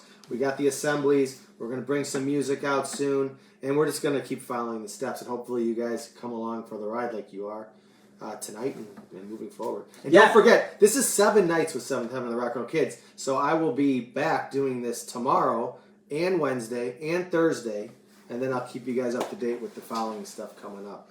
Anybody have any questions? I mean, what does that say? Animatronic? Yeah, right? Close. Animatronic. I love that. That's hilarious. It's called animatic, but yeah. Animatic. Do you know when... I see Mo Bliss is on there. We need the cartoon, she said. Looks like it's pretty... that would be awesome, Mary. Mary's such a great supporter of the band. Yeah. Angel. You know. Whenever we do any song with Latin, Mary comes on and corrects Adam. Does she really? Your Latin is all wrong. She grades them. Does she? Yeah, Mary Babylonian. She's like, no, it's como te deseo. You got it wrong. You got it wrong. You missed 4 lines. La Vida Loca is wrong. Living La Vida Loca, you did this wrong. This wrong word. You didn't roll the tongue. Yeah. You know? And then walks away. I tried my best. I did my best. Mary's like, you try again better next time. Yeah. And then stands in front of him. This is the right word. You know. And Adam's like, okay. Yeah, he does a good job, though. Yeah. He tries. It's pretty funny. Let's see. When will you guys have a drum solo? I don't know. You're asking the wrong guy. Ask Frankie that question. Mm-hmm. Yeah, that's a trying to think of, again, when we talked earlier about your acoustic show coming up, and I specifically was trying to find songs where the drum is kind of prominent. So when you play it acoustically, there's parts that, he would easily be able to, people would, oh, Frankie's got this little solo. Like, I believe it's in Black Betty, there's a solo in that drum. Do you know what's crazy? And most people don't ever notice. Frankie's so exact on where he wants his stuff. He comes out with a tape measure and he measures the heights and angles of everything that he does. That's awesome. And it's funny because he's very particular. And what's funny is, like, Dan and Mike used to have their cymbals laying flat like this. Mm-hmm. So if Nick or I came and put a guitar pick here and you hit it, it would go up and you could catch it. Okay. Frankie has them on a tilt. So the problem is if you put it here, it flies back. So you can't get it. So Frankie, if Frankie held them had it like that, he could do it. And so I'm not going to tell him how to change his, whatever's going to work for him. But it's funny because when he does it like that, I still go over there and I put him over there, and then he hits it. And while he's playing drums, he tries to catch it and then throw it back to me. And it's watch funny for that. I know it's funny the amount of things that go on. Like, I mean, I throw guitar picks in the Nick's mouth all the time. They spit it back to me. I catch it. This is all going on. Ryan can back and forth when he's with you. Yeah, I knew, but a new guy in the crew doesn't know that it's even coming, and I like, what am I, chopped liver? Am I chopped liver here? Right. Do you know the guitar picks are on eBay? Mm-hmm. That people trade. I know this, but some people why did they do that when I was 18, 19, when I was broke? I would have been like, I got 3 7th Heaven guitar picks. Come on, I need to go get Taco Bell and gas. Come on. That's why I keep the ones I mentioned, those original ones you gave me with the Rock and Roll Kids on it, because one day they're going to be worth a little bit more than others. They will. And I'm not going to have them. I can't wait to give them to people so they have them. Yeah. I want to hold on to them so they don't get lost. And then I will gladly let people that seriously want them have them. And you can sell them or do whatever you want with them. You can have the money. I don't want it. You just take it. So I'm going to show you something if I can find it. We do actually do something like that. I got to see if I have it. We do. Yeah, you're searching in that one. Yeah, hold on, because I think I have one left. I think here. I don't. Oh, again, for everybody in there, if you remember in the beginning, we have a contest going, and it's running the whole time I'm doing this 7 Nights of Seventh Heaven. Just leave us your email, and you will be able to win a set of books before Christmas. This is the one I was looking for. Oh, yeah. That's one of the newer ones, though. I love that one. Because with the kids on the back? Yeah, it's got the new one with... all the kids. All the kids, and the new logo. The official Rock and Roll Kid logo. But that's not what I was looking for. I want to see if I could find what I was looking for. I wonder if I gave it away. Oh, wait. This might have been it. Yep. So here's one of those unique things. It's a Seventh Heaven guitar pick, right? But it's when we play the corporate show for McDonald's, and there's the McDonald's Golden Arches on the back side, and so there's a bunch of unique which picks. You had me paint a guitar for, and I had to match the Pantone. Right, we did a guitar. Did you see the CEOs holding the guitar? Yeah. You know, I was so nervous. I'm like, I gotta get this yellow right. Gotta get this. Here's the glow in the dark one. It's the glow in the dark. I wonder if I can get. Hold on, let me see if I can get it knocked with some light here to get it to glow. Maybe I can do it. No, it's not long enough. But this one glows in the dark. See what it says on there? Love, respect, and appreciate each other. That's important. Yep. I love those things because those are the type of stuff I like to put on the pick of positivity. In some of the episodes, you pass those out to some of the kids that you guys come across, and it's a cool little ode to the Gigi's Playhouse. That's a good Seventh Heaven guitar pick. Yep. Seventh Heaven, Gigi's Playhouse. Mm-hmm. That's really good. Yeah, that's an important thing. What else? I'm trying to think if I have any other. Oh, the Halloween ones. Did you guys get your Halloween picks? Spooky. Yep, we showed earlier some of the Christmas ones coming. Yep. As well as the Did you see Adam Hanukkah one? Did you see Dino wanted me to do this one. It says pumpkin spice. And it's got 5 pumpkins for the 5 of us. That's awesome. Pumpkin spice. That's like the Spice Kids, not the Spice Girls, the Spice Kids. Oh, this is here's a unique one. Spice The Boys. South Elgin Police from when we did the National Night Out. That's a unique one. Yeah, what's the date on that one? There's a date. 2017. We're doing it again this year. Oh, good. We're coming back to the National Night Out Yep. for the police Good. and fire, first responders. Why do I have a pic of my name signed? Why do I have my signature on a pic? Hey man, I might want it for myself. Remind me of what my signature looks like. He was Why would I have practicing. it? He was practicing. Yeah, oh, here's a cool one. The cruise one. I'm sailing away. Mm-hmm. I gotta get it the right angle because it's silver. I know the glare. The coming glare. off of it. Yeah, the glare. Let's see, what else we got? I had a guy come up to me. The guy, we were playing at Hobie Fest. Mm-hmm. Like, heavy metal kid. Like, guy. Like, I didn't even think he cared about the band. He walks up with, hey man, can I get one of those Grim Reaper picks? I mean, it's just, like, he didn't care about it. Just, can I get one of those Grim Reaper picks? I'm like, So no cool. problem, bro. I love it. Grim Reaper. Did you ever hear the band Grim Reaper? Yeah, he just passed away, the lead singer, about 3 months ago, maybe. Do you know the guitar player works at Sweetwater? I didn't know Nick that. Bowcut? No, I didn't know. He works at Sweetwater. Really? Yeah, he's like, it's That's crazy. cool. Yeah, I got something from there. My friend. Yeah. I know. Did you see Wasp? Blackie Lawless was in town. We tried to get... They sold out so fast. What? This sold Both out? shows. Are you serious? Months ago when it first got announced. Really? I tried to reach out to Ron because he, for something, but he never got back to me, so I couldn't get I'm a our wild tickets. child. Yeah, the show's amazing too. I mean, he's doing this the whole thing. Speaking of Wasp, where did our books go? Are they over there where you hand me episode 2? Did you? Where are the books? Oh, right here. Let me have episode. Who are you? Yeah. They're all the books. Let's see. All the 7 Evan Rock and Roll Kid books. Yep. And Richie just mentioned the band Wasp, which is Blackie Wasp. Lawless. A nice 80s metal band. Did you see that Michael Sweet of Stryper took a picture with King Diamond? I did not And see then people were like busting him up. And like, Really? "Hey, you can't take a picture with King Diamond? Yeah. Whoa, what do you think? He's suddenly going to become I know, unreligious because right? he's standing next to King Diamond? I know, come on. Jeez. Yeah, people are like over it. so like upset about I know. stupid shit. Stupid stuff. So I went on Michael Sweet's page. I'm like, let it go. So dumb. So in now you're talking about Michael Sweet. He's from the band Stryper. Yeah. Blackie One of our from favorites. the band Wasp. In episode 2, the Rock and Roll Kids appear from virtual headquarters into this school, and when they land dressed in black and yellow like Stryper. And Nick, however, is upset that they're in black and yellow, and he says, "What am I, a wasp?" Wow. So I got them both in the story. You do. Hold on. Do I have? Like your story. Hold on. I need my old man glasses. I could get my old man glasses on. Yeah. Hold on. Bliss, if you're still watching, I think I'm going to need them.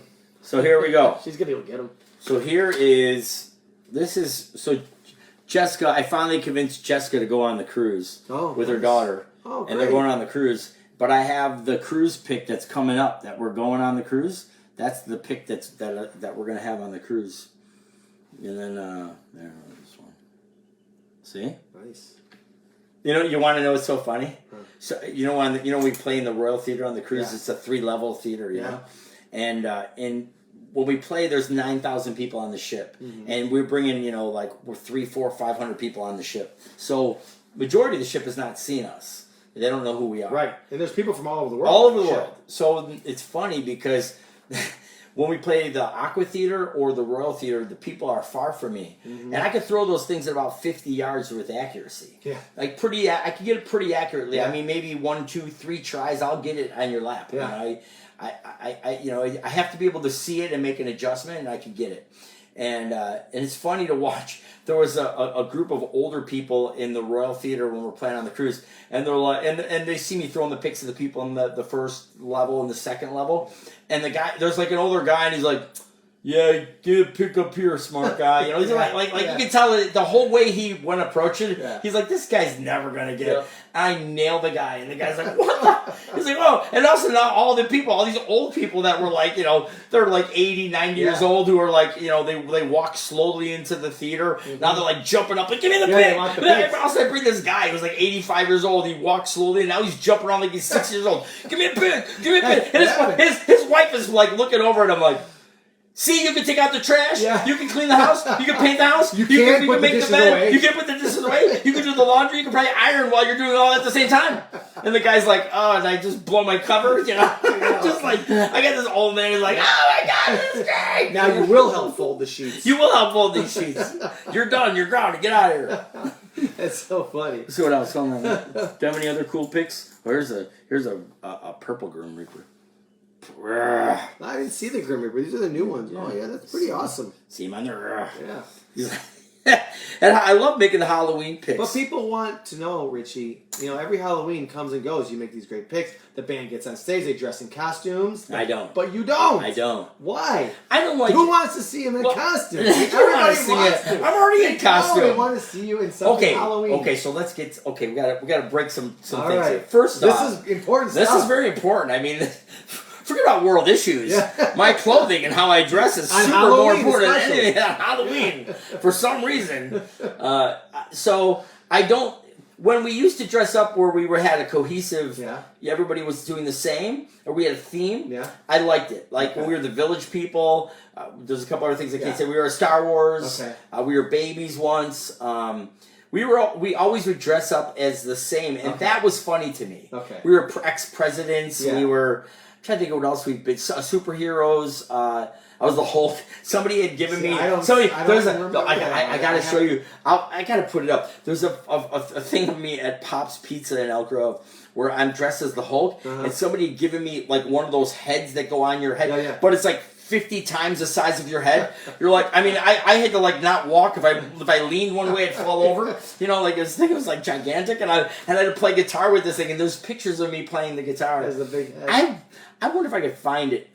So if the band decided we're going to do a theme next year, is there a possibility? I would, as long as I'm not going to hold you to it. Yes, I would, as long as I wouldn't have to wear face makeup. Okay. I don't want a possibility. Yes, I would. If I no face makeup. Right. And it depends what we're wearing. Okay, yeah. You know, he slipped it in because I have ideas. Yeah, I'll be dressed as an elf with leotards. I mean, you'll be like, oh, look at him. He's depends what we're wearing. Yeah. Well, or not wearing. I mean, we do some risque shows in the clubs. I mean, so I don't like playing the clubs. That's why Adam couldn't do this in the interview tonight because of what he's not wearing. I'm like, all right, if you're not appropriate, we can't do this. No, he's not wearing. Let's see. Costumes next year for everyone. There we go. I'll be Bliss. I'm gonna be Bliss. What's up, girlfriend? What's up, girlfriend? Yep. I'll be like, no, I'm Roy's girlfriend. I'm Bliss to the. She's gonna say, I'm Bliss to the second power. Yeah. Bliss squared. Look at Mary Me. She's got it. She agrees. Yep. I agree. Let's see who else. Hey, Julie. Hi, Pam. Pam is Frankie's mom. See, yeah. Oh, yeah, that's right. Yeah, I know. She's so great. She's so nice. Oh, she's just very friendly. Yeah. Hi. There's Anne. Hello. Yeah. One more thing about the picks. For all of us that are Seventh Heaven fans, and we've been to lots of shows, and we get used to you throwing those picks and reaching everybody way out there. Then we all go to other concerts, like live big shows at places with national acts, and at the end of a show they go to throw a pick and it just goes and we all laugh because we're just like, that's not a pick throw, because we're all used to you singing, and everybody just thinks it's the coolest thing at the end of their show. The guitar, Red Beach throws that little pick. Phil, it's nothing. Phil Collins from Def Leppard comes out, and he came out on stage, and I'm like in the front, like, yeah, you guys rock. Yeah. And he walked out, and he pointed to me, and goes, hey. So then he threw me a guitar. I have his pick. I have his. I have Rick Springfield. I have his guitar too. It's right there. It's his guitar behind the wall. But I have his guitar pick. I have Rick Springfield's pick. Yeah. I've got a few picks. Yeah. But if they see me, you're a fan too. Rick. Oh, I'm a huge fan. Yeah. Rick Nielsen. When I was 9, Rick Nielsen and Cheap Trick played at Mayor Jane Burns Chicago Fest in Chicago at Grant Park. And he comes out with, 7 guitar necks. Yeah. That's his thing. I want you to want me. I'm like, oh, this is great. watching. Yeah. And I'm like, man, this is fascinating. And he kept throwing picks out. And I'm like, I'm this little impressionable kid, 9 years old going, what's he keep throwing out? If you think it's like coins or money. And I'm like, and people are reacting, going crazy. And I remembered that.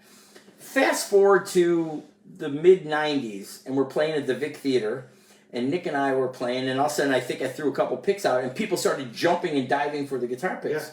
And I was like, that was crazy. They just want this pick. Yeah. So I do it again, and I do it again. And then we started doing this and got to be known for throwing picks and people reacting, and then I started ordering a lot of them. And then as over the years, I've gotten better and better and better at my accuracy to where I can really get it where I need to get it. There's been a couple times where I've thrown my shoulder out and I can't throw it as far, or my accuracy's not there, and I won't throw them. Nick and I won't throw our picks if we're sick. Yeah. If one of us are really sick. I had hand, foot, and mouth disease once. My little son. I know. I remember that with my dog. I looked at him like, what is that? Yeah, what is that? And I looked at him. I can't think of a better name than that. Yeah, like hand, foot, mouth disease. You're screwed disease. Yeah. You're dumb. I remember that. You have you're dumb. Yeah. You're dumb. It almost makes me feel like I'd rather have lice, but I don't want that. I don't want it, but by the name of it, I never had lice. Oh my! There's nowhere for them to live anymore. Oh, it's horrible.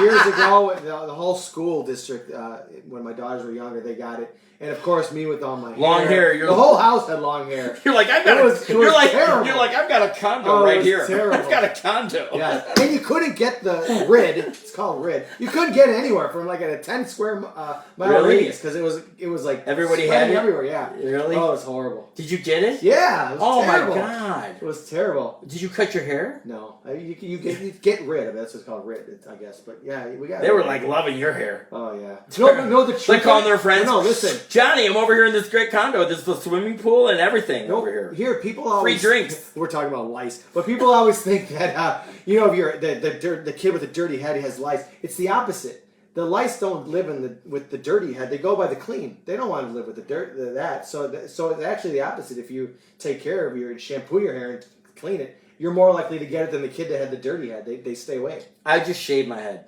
fully. Yeah. Gone. These days, now that I've been through that, like I could do it now. But then I was like, oh no. The school sent out a couple things, I think, and I just said, let's not even mess around. Just shave the kid's head down to a 1, 2. I know. But the kids are like, what happened to my cool hair? I'm like, we're not taking risks. I want these things crawling all over. I know. That's nasty. You get everything in the clothes and the bedding. It's awful. Nasty. Horrible. Nasty. Don't get lice, people. No. What a horrible subject. I'm going to write it in one of the episodes. Who should we give lice to? Nick Cox. Nick? For sure. Nick's and then the lice. Then listen, and how the lice leaves his head is not because he got treatment. The lice was like, this guy's got such a bad negative attitude. We're leaving him because we want to listen to him. Yeah. He's complaining so much we have to leave. And you got to make sure that the character, the little lice, he's got like there's a little bubble that comes out. He's like, this guy just won't stop complaining, so I gotta get out of here and leave this guy's head. This is nonsense. We're out of here. We have a revolt. We'll reference Haircut 100 in that. That's a band, right? Remember that band? Whatever else we can think of, I'll throw them in there for the lice episode. Oh my god, get lice. So funny. So funny. So the funny. Replacements. Who else can we put in? Invent a pick catcher. So we did have a couple things that we had where we were trying to invent the shooting of the illuminicity or what was that? Different than catching the pick, but yeah, we were trying to shoot. What was that? What was that called? The show. It was like a word. I know. Luminescence I still have or something. Luminescence. You put this water with this luminescent stuff into the little toy gun, and it glows. And you shoot it like a water gun, and it glows, and it stays on you for a little while. Yeah. So it'll actually glow on you. Yeah. And we are going to use that for some guitars. Because I have this part in the assembly where it's like a dueling guitar thing that started with. There's a silly string attached to the guitar. Yeah. So the two kids, to kind of simulate like it looks like lightning. So in the assembly, the two kids will like have a lightning fight with the props of power. Right. But you and I thought, instead of silly string, let's try this luminescent stuff. Yeah. So we still want to do that because summertime, it'd be easy to put water Yeah. Bring a couple of kids up on stage, have a little. They have to fun. wear glasses. Of course, and I bought goggles. I got them all. I got the goggles for that stuff and everything. So yeah, there's so much we want to bring out that between obviously all the Seventh Heaven stuff, but even some of this rock and roll kid stuff to the summer shows because kids will really enjoy the early ones. Jim Obels. Hey, Jim. He lives. He's not playing poker. I know, that's the thing. He's like behind us doing a poker hand. Yeah, him and John Malkovich are in a I got 4 aces. You guys are all going down. Got a royal flush. You're done. Yeah. Jim is in the cartoon. Jim and Becky, they are actually here in episode 2. How young did you make them? They're supposed to like be teenagers? about 11, 12 years like old. Teenagers? Yeah. They are teenagers. I think Jim was a naughty boy when he was a teenager. Jim, truth be told. Were you a naughty boy, Jim? All right, here is Yes. Jim and Becky on the bottom down there, if you guys can see it over there. Next to Paul Stanley Richie. I'm Paul Stanley? Yeah. There you are. You got the Star Child. Lick it up! This is the same episode where they show up as Striper and Wasp, and then they disappear back to Virtual Headquarters. Then they're flung back again. This time they're dressed as Kiss, and Adam is Dee Snider of Twisted Sister. It's a lot of back and forth, a lot of band references, but it's a cool episode. This is the same one again where the kid plays saxophone. It's a fun one, and it's really good. There's a lot in there. And those books are all on Amazon. All on Amazon for people that see it right up there. In fact, watching Richie, just go to Amazon. Another thing that I don't know if the people know, I believe I put it right here. If you go to seventhheavenband.com and you click on the store page, and there's CDs, DVDs, and Blu-rays, and then it says Seventh Heaven and the Rock and Roll Kid books. And the links on how to get those books are all on our website. Which is awesome. And if you guys click those links, and like I mentioned before, you leave me a review or a rating on any of the books, screenshot it, email it to me, rnrair1@gmail.com, or just reach out and I'll tell you how to do it, and you will get an official Seventh Heaven Rock and Roll Kids holiday postcard. And there are 5 to collect, so if you're so willing and kind to leave 5 reviews, you'll get the whole collection. We got to add 7 to the page. Yeah. You see that? Oh, yeah. 7 is not there, but if you click the paperback book series Amazon link, it'll give you the whole it'll give you the link to all of them. Yeah, which is fine. Because you just released 7. That was released in the summertime. Was it? Yeah. See, I was busy. Yeah, I know. I was busy. That's why I wanted. I was doing things. Oh, I know. I know. That's why I said this winter time is creative time. That's when we get to do all that. Right. Come summer, you're so busy that it's just work. Do you guys have anything that you think would be really cool that we should make for Seventh Heaven merch, or we should make for Seventh Heaven and the Rock Roll Kids? Mm-hmm. Let us know. I mean, the things that we are on we're doing a bunch of cool things with the band, but with the Rock Roll Kids, we're trying to take this whole cartoon series and make it into a TV show cartoon that is a 30-minute cartoon that's aired on TV. But we're still working to try to find the right modelers, 3D modelers, and animators. It doesn't even need to be 3D. No, it could be 2D modeler.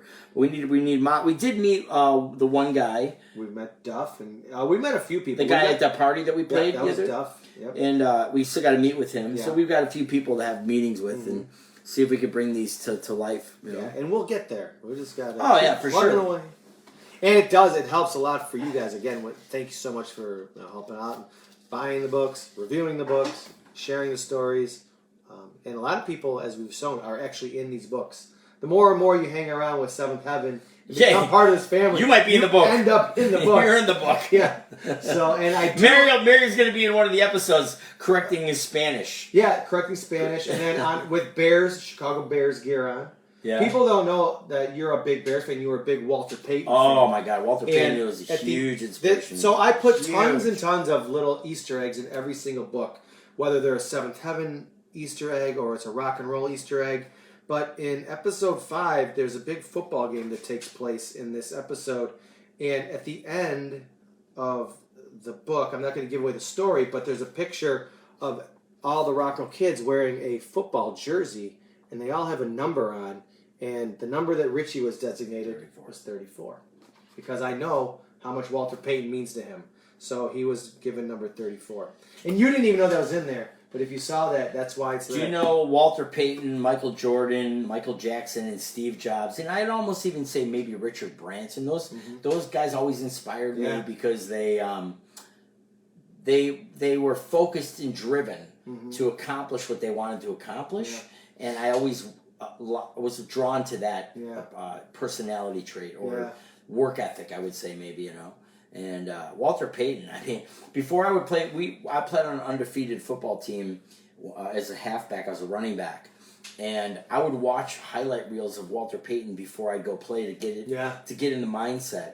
And then I would I'd jog around the block 2 to 3 times with a rope tied to each leg, and where I couldn't run fast, but I would minimalistically be able to jog and move my feet, but just get my legs going, and then I would cut the rope. Now I have free. Oh yeah. And I had a water helmet where I used to freeze the water helmet, the parts of the water in overnight. So when I'd get it the next day, it's ice. And by the time I get to the game, it would melt. It'd be all cold. Oh, so I was cool. like, and I'd watch Walter Payton videos, and I was jacked and loaded. I was like, I'm ready to rock right now. Like, I'm pretty psycho right now in this field. Like, I'd announce I was to the other team, I'm getting the ball.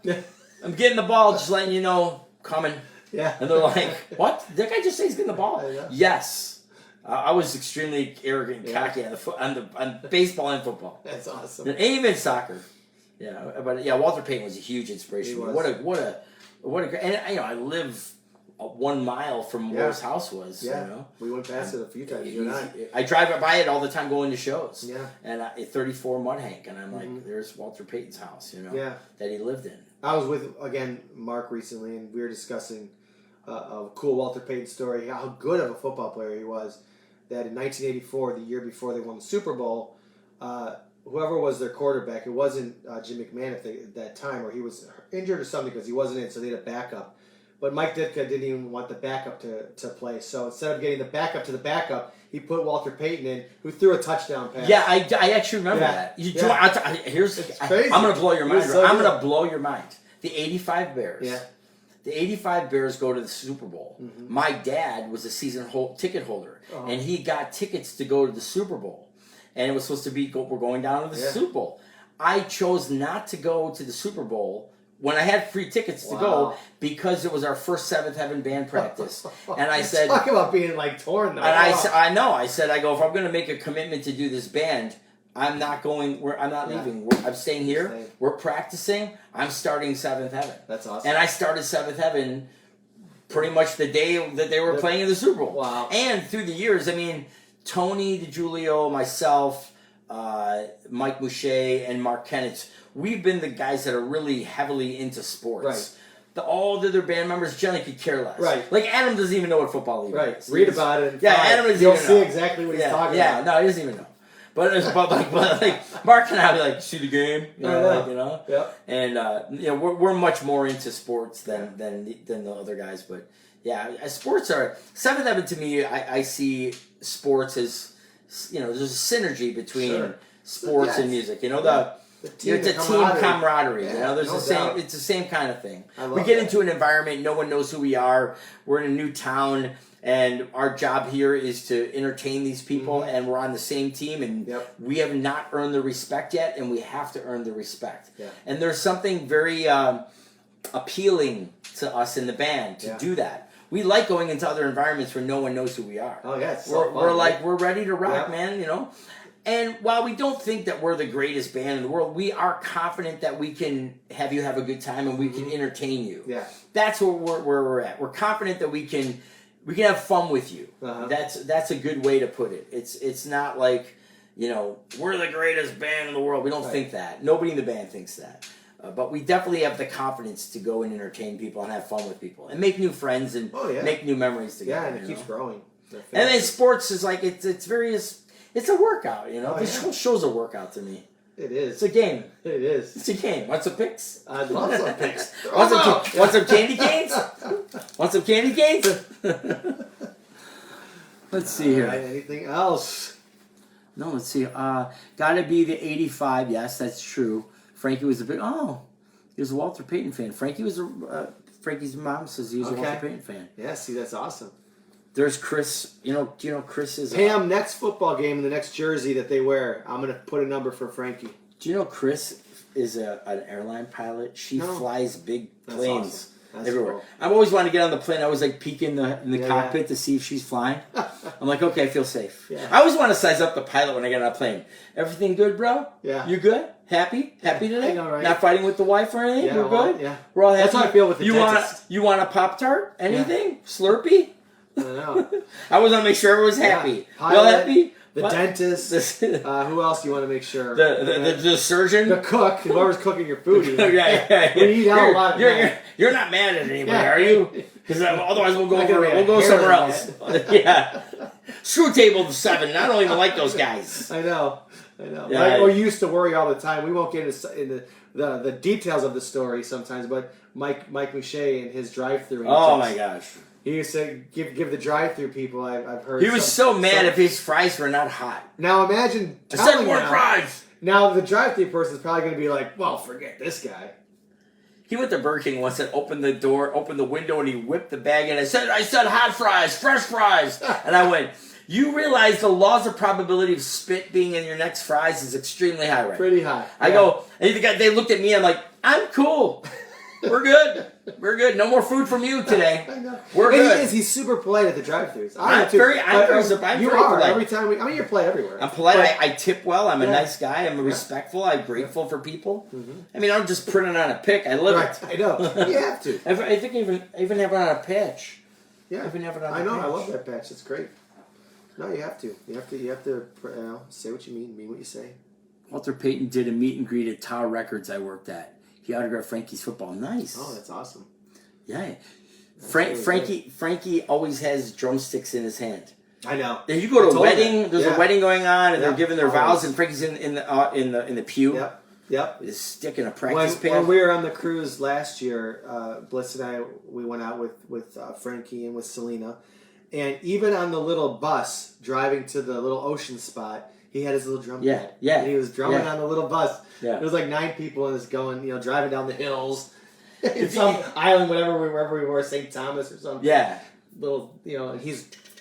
If you handcuffed Frankie behind his it would be like silencing an Italian with their hands. Yeah. Like, oh, I can't talk. I can't speak. Frankie, you can't I can't not play with it. He came over the first night I met him when I brought him over to the house to meet him.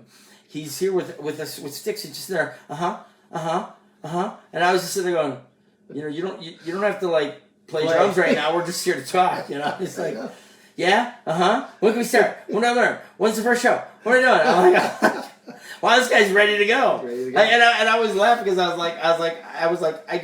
his attitude and energy is going to be so well received when he looks at our schedule and he's like, yay, we're busy. I'm like, oh, we're going to be busy. And the first year he came in was like we were still doing some COVID, so it was moderately busy. Yeah. I'm like, wait till the COVID world ends and we're back to full 6 to 9 shows in a week, 3 in a day.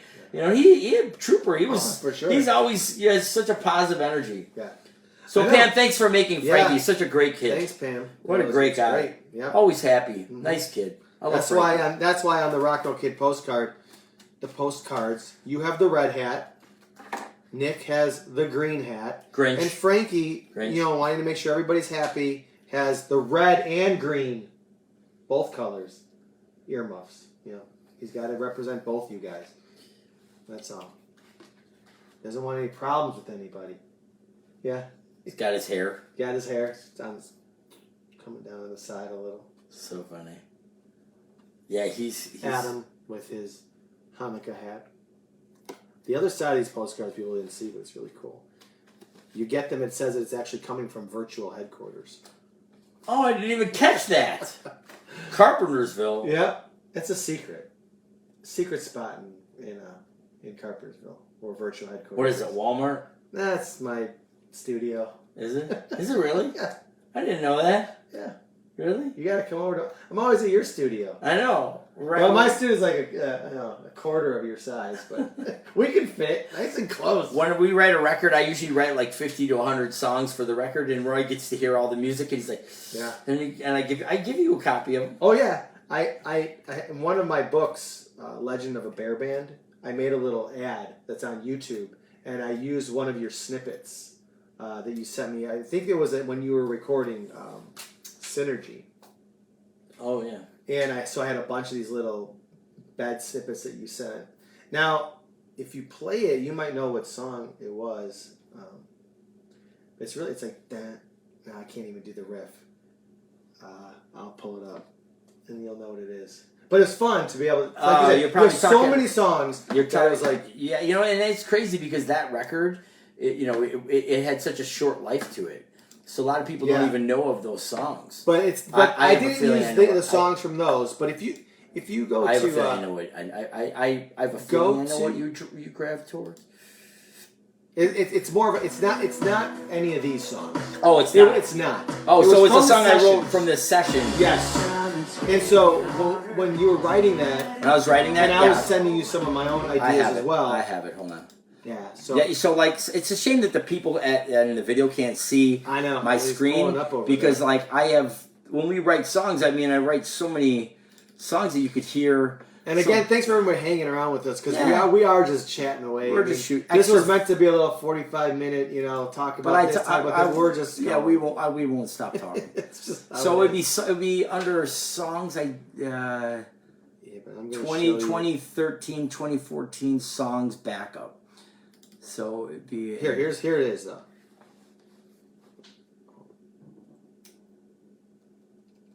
No, it's in silent mode. No. You've just checked out silent mode. Oh yeah. This song is not from Synergy. But you just sent it to me. That song is from. I like when you go. I bought a beat up 6-string and let my hair grow. Yeah. I played until my fingers shed and turned up. Yeah. This song's an F sharp minor. Bought a ticket to the show. I pulled the vinyl from the sleeve and discovered rock and roll. Yeah, look at that. The lights are going. That's awesome. In the air.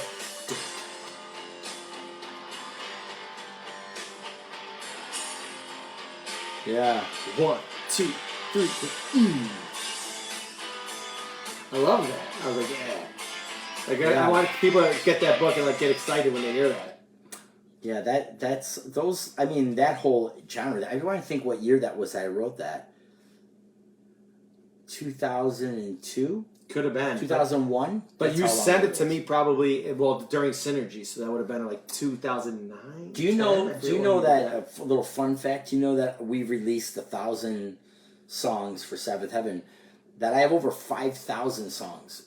I have 5,000 songs like that. That was just where I write music beds. There's songs that never even saw the light of day. Like nobody even has, other than a singer that I write with. Mm-hmm. They would never. Nobody would ever hear it. You know. Well, you might have heard it. I have a little close net of a few people that I'm like.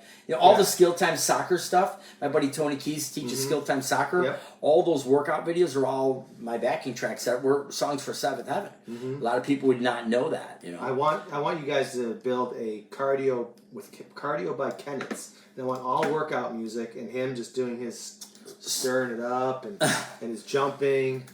I wonder if he's got it. If we looked up Skill Time Soccer.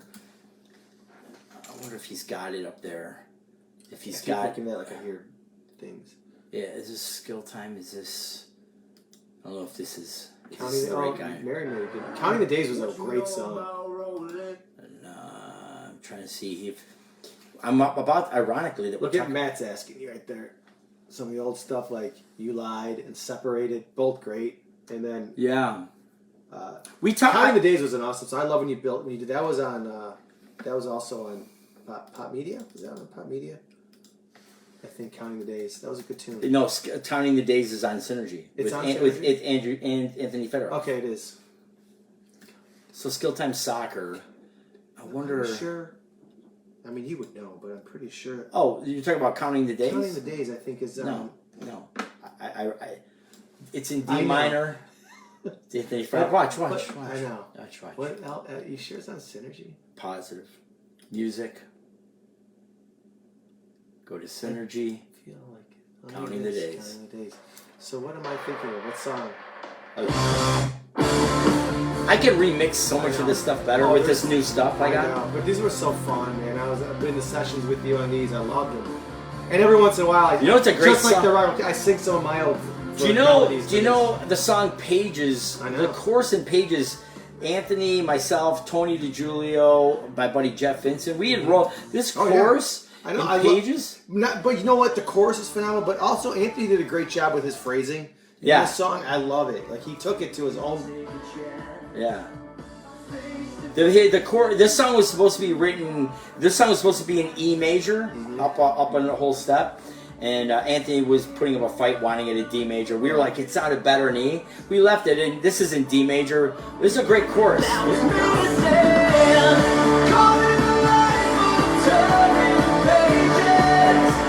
there's gonna be some that you miss. Another chapter, nothing changes. All I wanted about me, people.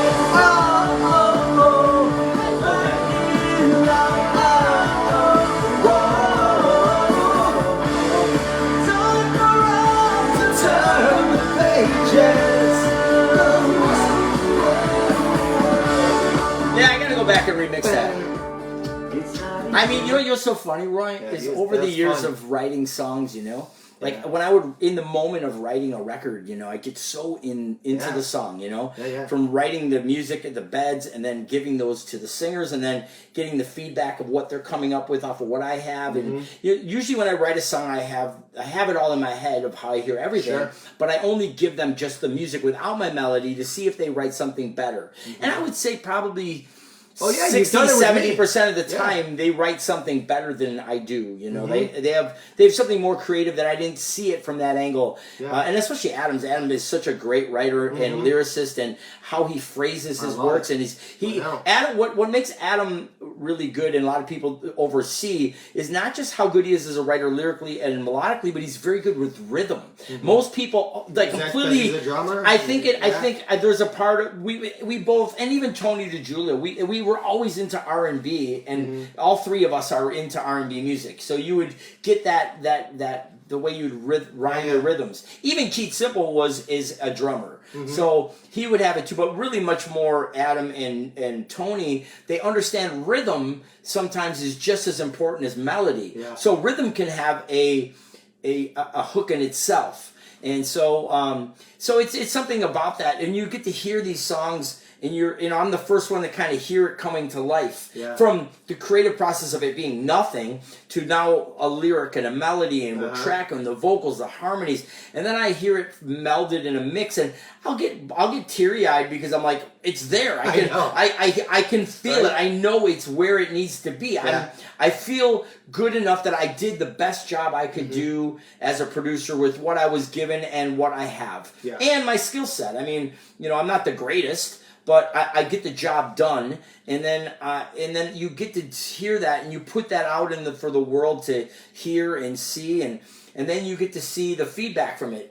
Do they like the song? Are they singing it? And then you're playing at a festival, and you see a bunch of people singing those songs. And you're like, it connected. It's very fulfilling and rewarding as a writer to see that, and as a producer that you embodied some work that transcended to people.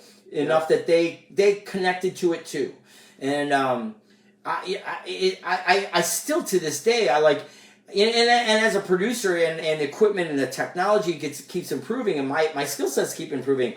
That it's something that I'm like I want to keep doing it. It's what it literally is what it drives the engine of Seventh Heaven. If that dynamic was not there, I don't know if I would have the same drive that I have. Keep going. No, you have no idea. I want to do this till the day I die. Right. I have no interest in stopping and doing it. Like, I want to keep writing music and doing music and write and performing. I love performing still. Well, Chris Burke and I were talking yesterday, and she said something about, you know, she's going to keep going shows as long as you're doing stuff. And I said, well, that's forever. As long as I'm alive. And Bliss said, so plan on 125. Well, as long as I'm alive, I got to stay alive. I know. Got to stop eating chocolate or whatever. I know. No, but I just love that whole process. It's such a. and it's so interesting because music creates a soundtrack to your life of where you are and what you identify with in terms of the energy or the song or the lyric or even the time melody. and place, The time and place of where you are. And the song I was thinking of when you said "Kind of Days" was "Snapshots."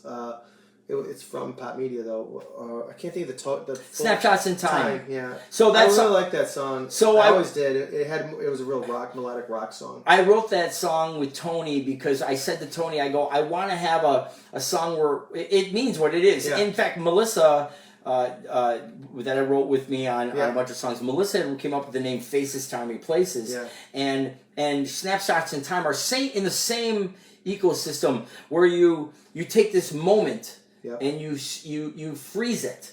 And, if you went back, any of us in our life went back to an old photo of a family, a friend, a sports, a school, and we looked at something 30, 40 years ago, or 20 years ago, or 10 years ago, you all of a sudden are just brought back to that moment. Just for that moment. Yeah. You're just like, you are. I remember that car. I remember that restaurant. I remember winning the team. I remember that girlfriend. I remember the school. I remember dressing in those clothes.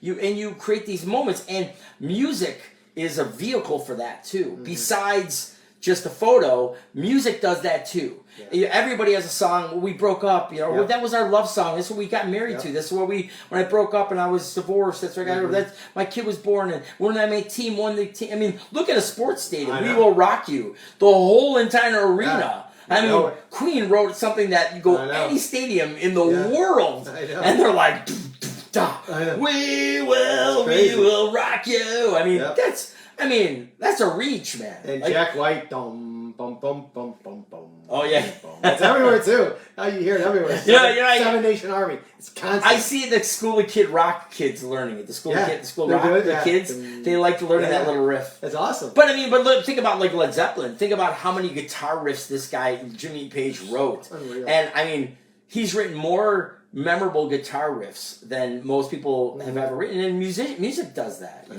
Music is such a universal language. You go to a concert and the energy there, it's so infectious, and you want to, and you forget about everything for that one moment. Thing that makes me curious as I talk about this kind of stuff, and you relate it to nowadays and the technology, and it works both in music and it works in the art world where I am, where I see in art there's this AI. Have you heard of it? Yeah, AI artificial art. intelligence. Yeah, and AI art where Yes. they basically, these images are created just by typing in your thoughts, and the AI pulls together the images, and it's just really vivid images it creates. But the argument is are you really an artist? Because you didn't sit there and paint that, you didn't draw that. And as a musician, there's also AI software and stuff that you can build music. You could where build. You're not even a musician. You could build like DJs do that, where where they're building frame sets. Correct. It's like a frame set, but think about it this way: you could build a frame set, so you can. But most houses today are prefabbed houses where the framing has been predetermined. The framing, so the carpenter doesn't have as much variable in what he's building, but you still have to decorate the house. Right. So how much of that frame set will actually be a memorable riff? Well, like you said, like AC/DC, like Led Zeppelin, in the future to come. I think the more humanality you have to it, the more humans that are on it, the more real it will be. Right. The less. But it doesn't seem to be going that way. That's where it's a little bit. Well, it depends on the style of music. If you're talking DJ music, then probably not. So I read like another thing against it, but like Pitbull who's a DJ who don't do a great job, or some of these guys. See, I don't even know if I'm even using the right thing because I don't know Pitbull's lineage of writing. But a guy like a DJ who does it, or is he a writer? But the writing, I still think you need to have some humanality to it, to what you're some lyrical context. Every singer that I've ever produced, every word that they're writing has some context to what they are as a writer. Have you heard of these programs? Cubase.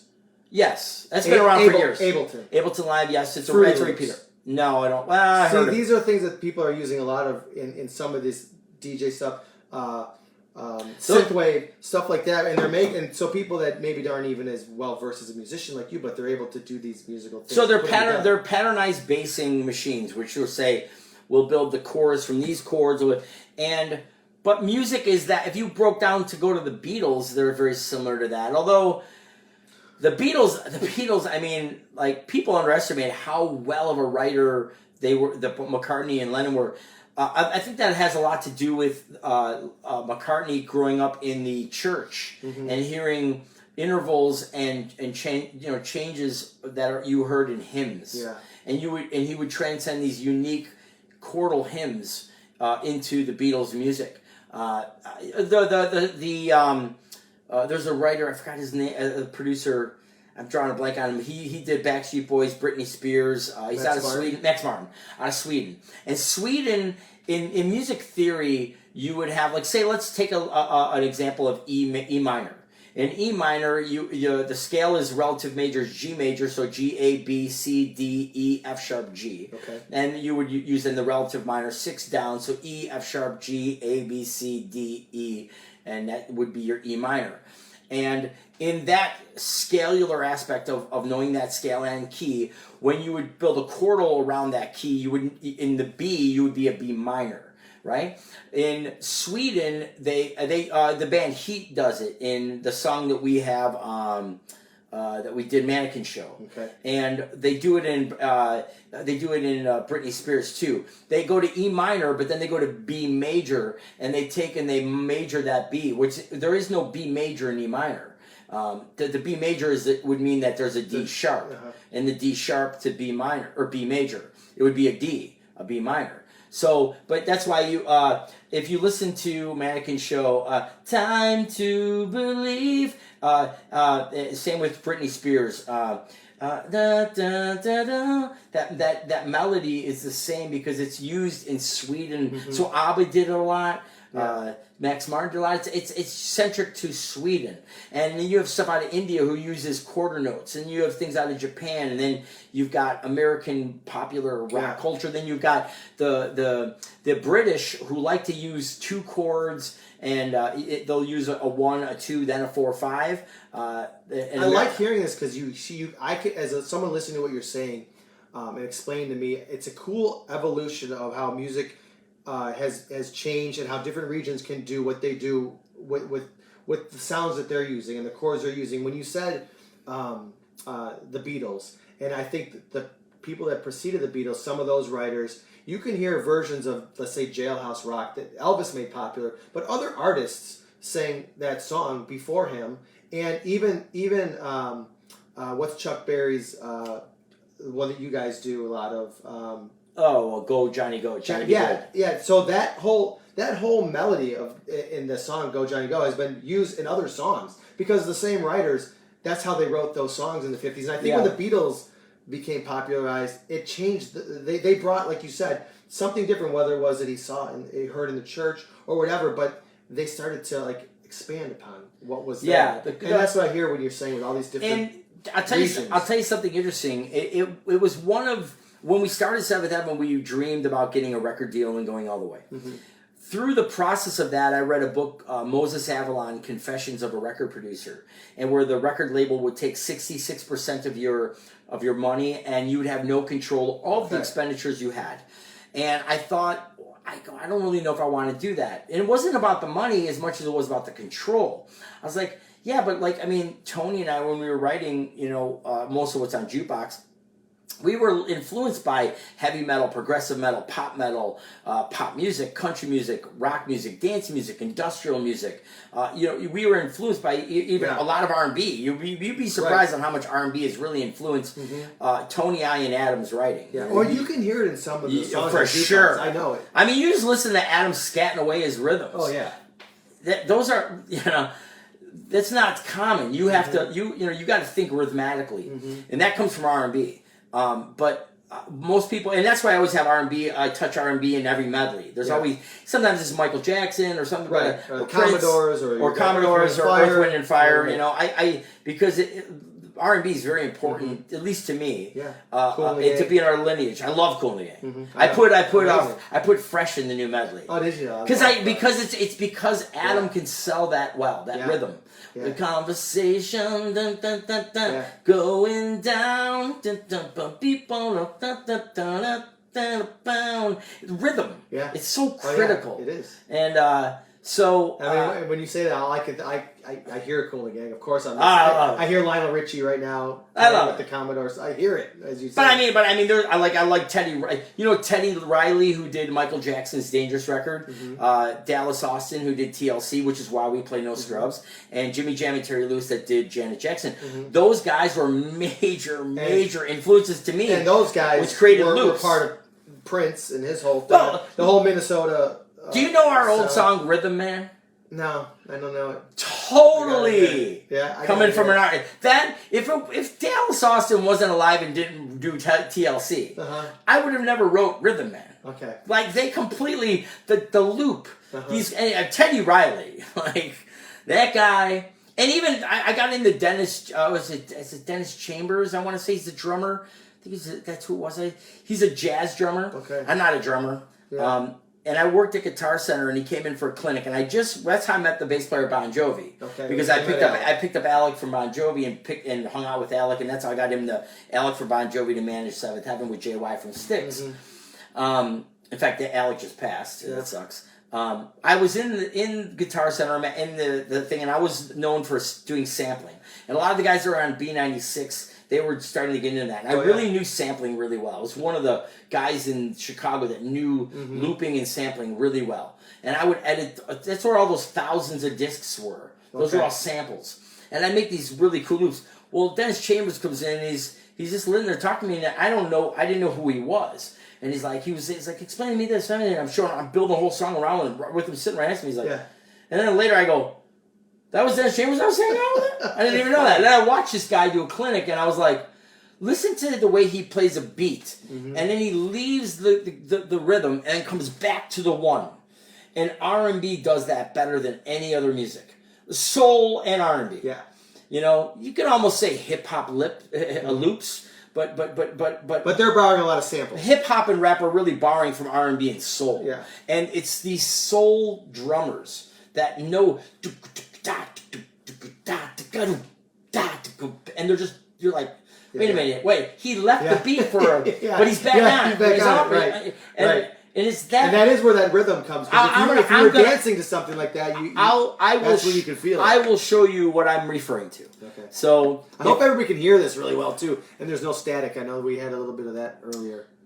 So if you go on the jukebox, and so if I go and I'm looking. Good night, Michelle. And good night, Faith. I don't even know what time it is. We're just rolling. No, we're just talking. Whoever wants to sit and watch, you can watch later too. So if you go on to, I'm looking for a song on jukebox. What record that I put it on? It would be actually earlier than that. It's a song called Rhythm Man. Okay. And it's going off of what I mean with loops, and we use this all the time within Seventh Heaven. Most people are it's surrounded by so much pop rock music that most people don't grab onto the R&B undertone of the looping of the loops, but they're definitely there. And I let me see if I can find it. Yeah, we're looking right now. We're scrolling. For those that can't see, we're just on seventhheavenband.com. We're at the music section. We're on Jukebox, and Richie is looking for a song. I think I'm missing. I think it's not uploaded, but I can get it because that's on my computer. Of course. So the boys are all in there still. Are they? So it's here. This is Rhythm Man Jukebox. I wonder if I could pull this session up. Because then I can isolate the loop, and then you'll be like, "That's crazy." And if I showed you the particles of what made that loop, you'd be like, "I see the R&B influence." You know, it's not going to fully pull it right up, but you'll get the loop, and that's what I'm meaning. And then I put some keyboards against the loop. Let me see it. It's this loop that play. No, that's the wrong song. Oh, it's playing this. It's playing that. It's playing that. You guys played that live a few times. I like that.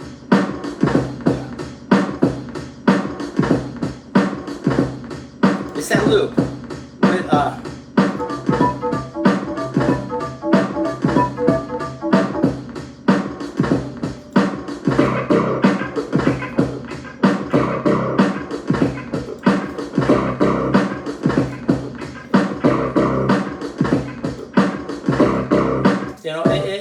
it's playing those loops. Feel like.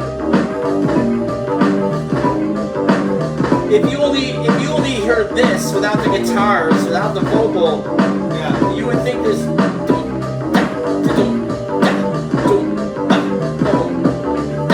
Yeah, there was the pause. You would not, Yeah, that's pretty cool. most people would not No. pick that up. You wouldn't pick that up. But when I surround it with Seventh Heaven and guitars and vocals, Right. and then It becomes trademark sound, but in the bed of it, yeah. But it's really, I love music, man. I know. I love the creation. One time, Rich, for everyone out there, Richie said to me, he just loves to find sounds, and I love it, and I think of that often, and I apply it to what I'm doing, where I say to myself, I love to find stories. I love to find little things and characters that make it unique, and I apply that when you tell me you love to find. I love it. I mean, here. These are all songs that were written for the last record. Look at how many are that weren't even released. I know. I mean, there's like 100 tunes here. Like you and I just pick one. But he pop piano. Let's see here. This is probably one that I was not even. We probably never did anything with. Let's see.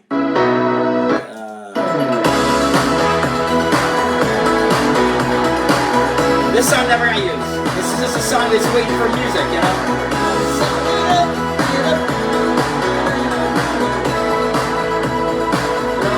And I go in the verse.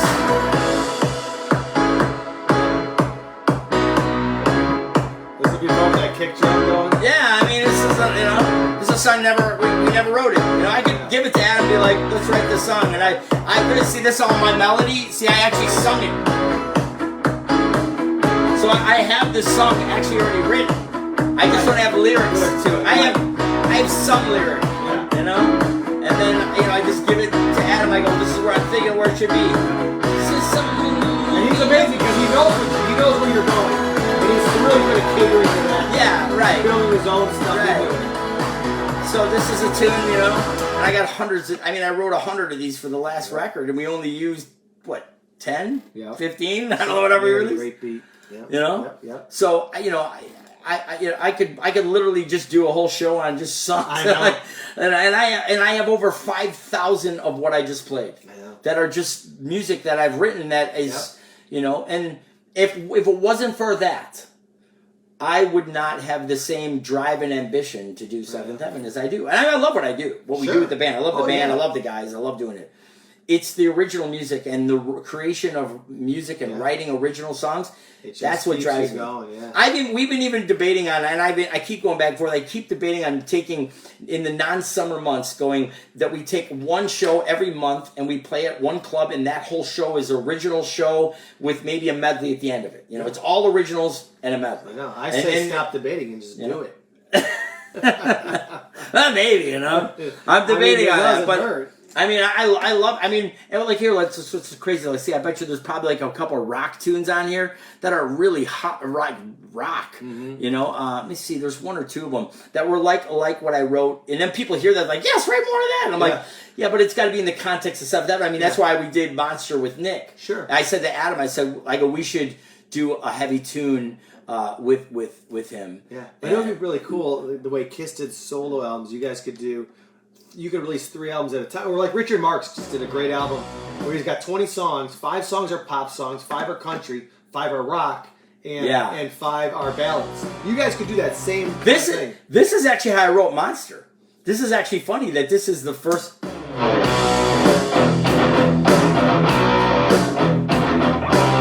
This is how I wrote Monster. I changed the riff. Sure. Because there's that. That's the verse, pre-chorus. Chorus. That's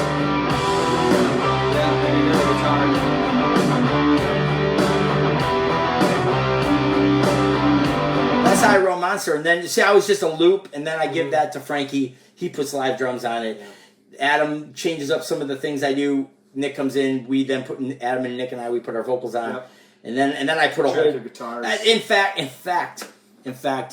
If anybody cares, I'll do it, and then they can look later. But I'll show you something. I'll show you Monster. Something about Monster that most people don't know. Like, here's the new record.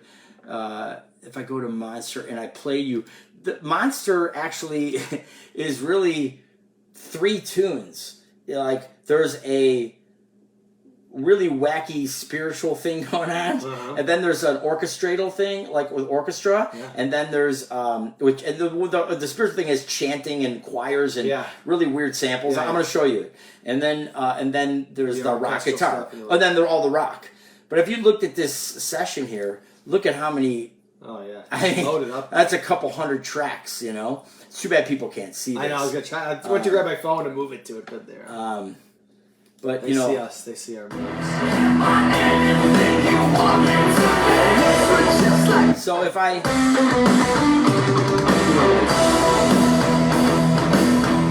Yeah, I'll say something. So if I just soloed some of this out, you would not know that this is in the samples, in the sound.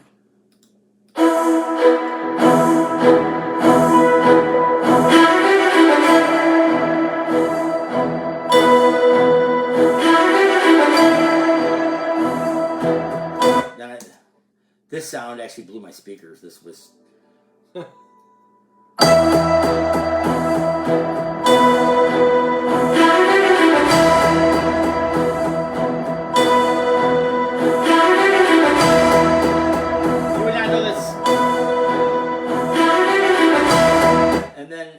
And while that's going on, there's this weird.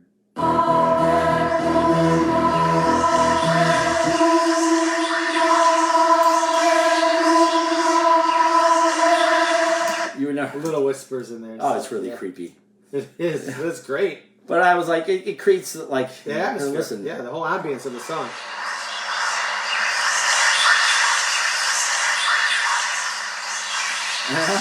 Like creepy stuff that's going today. And when we play shows and you hear, I go to the computer and I press on the laptop. That's what you're hearing. You're hearing all the orchestratal stuff that that I put in there, you know. And then there's a whole boatload of guitars that are just playing heavy, little riffs and melodies. They're just, you know.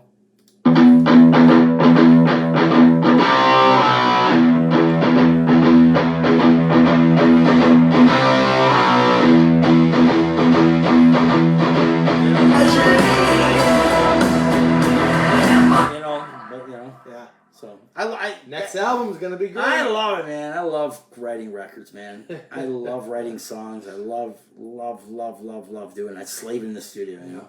All right, well let's end this little broadcast while people are still hanging out. So you know, I'll be back tomorrow 7:00 from somewhere. We'll be discussing a lot more music. You'll be at the North Pole with Santa Claus. You never know. With candy canes. But I'll be back. This guy might be back too. We'll see what happens. So, you know. With more candy canes? He's got a lot of work and a lot of music to do. And a lot of candy canes to eat. I am. I'm working on the medley right now. And original. And we will revisit that when we come back. When I come to episode 7, we'll be with Richie again. I'll tell you that. We'll be doing episode 7, discussing that again. I'm not sure the date, but we'll get back to you. So good night, everybody. Thanks for joining us. And a lot of fun to hang. Rock on. We're just sitting here chilling. Eating candy canes. Wait. Chilling. And drinking water. Drinking ice water. And pop. And for me, I had some water earlier. I really did. This is better. I know it's way better. This is better for you. I know. I need to have more water. Better. I really do. All right. I'm ending my live video. Richie. Yeah. I'll end mine. On his. Good night, everybody. Thank you. See you. Bye.